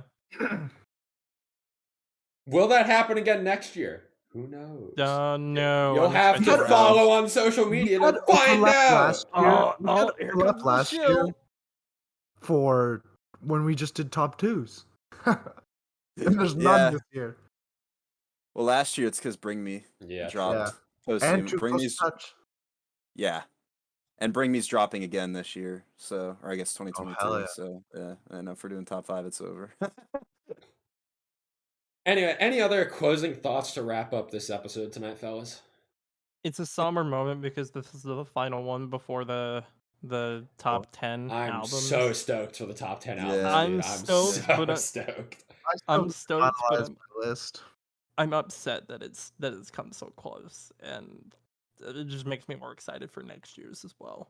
Yeah. Justin, I will have to say that you have me a little scared with your list now, though, after this episode. Yeah, fucking Caskets and Normandy not in your top 10. Who are you? Like, what the fuck? I don't know. We'll just have to see. You Don't got me die fucked before them. up. You got me fucked up. That's going to do it for this episode. Thank you for listening to the end if you did.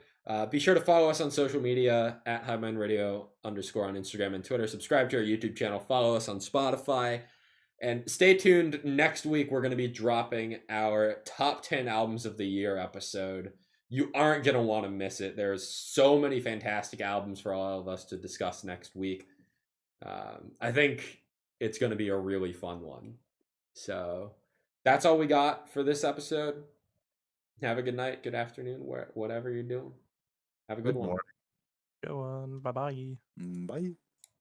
See ya.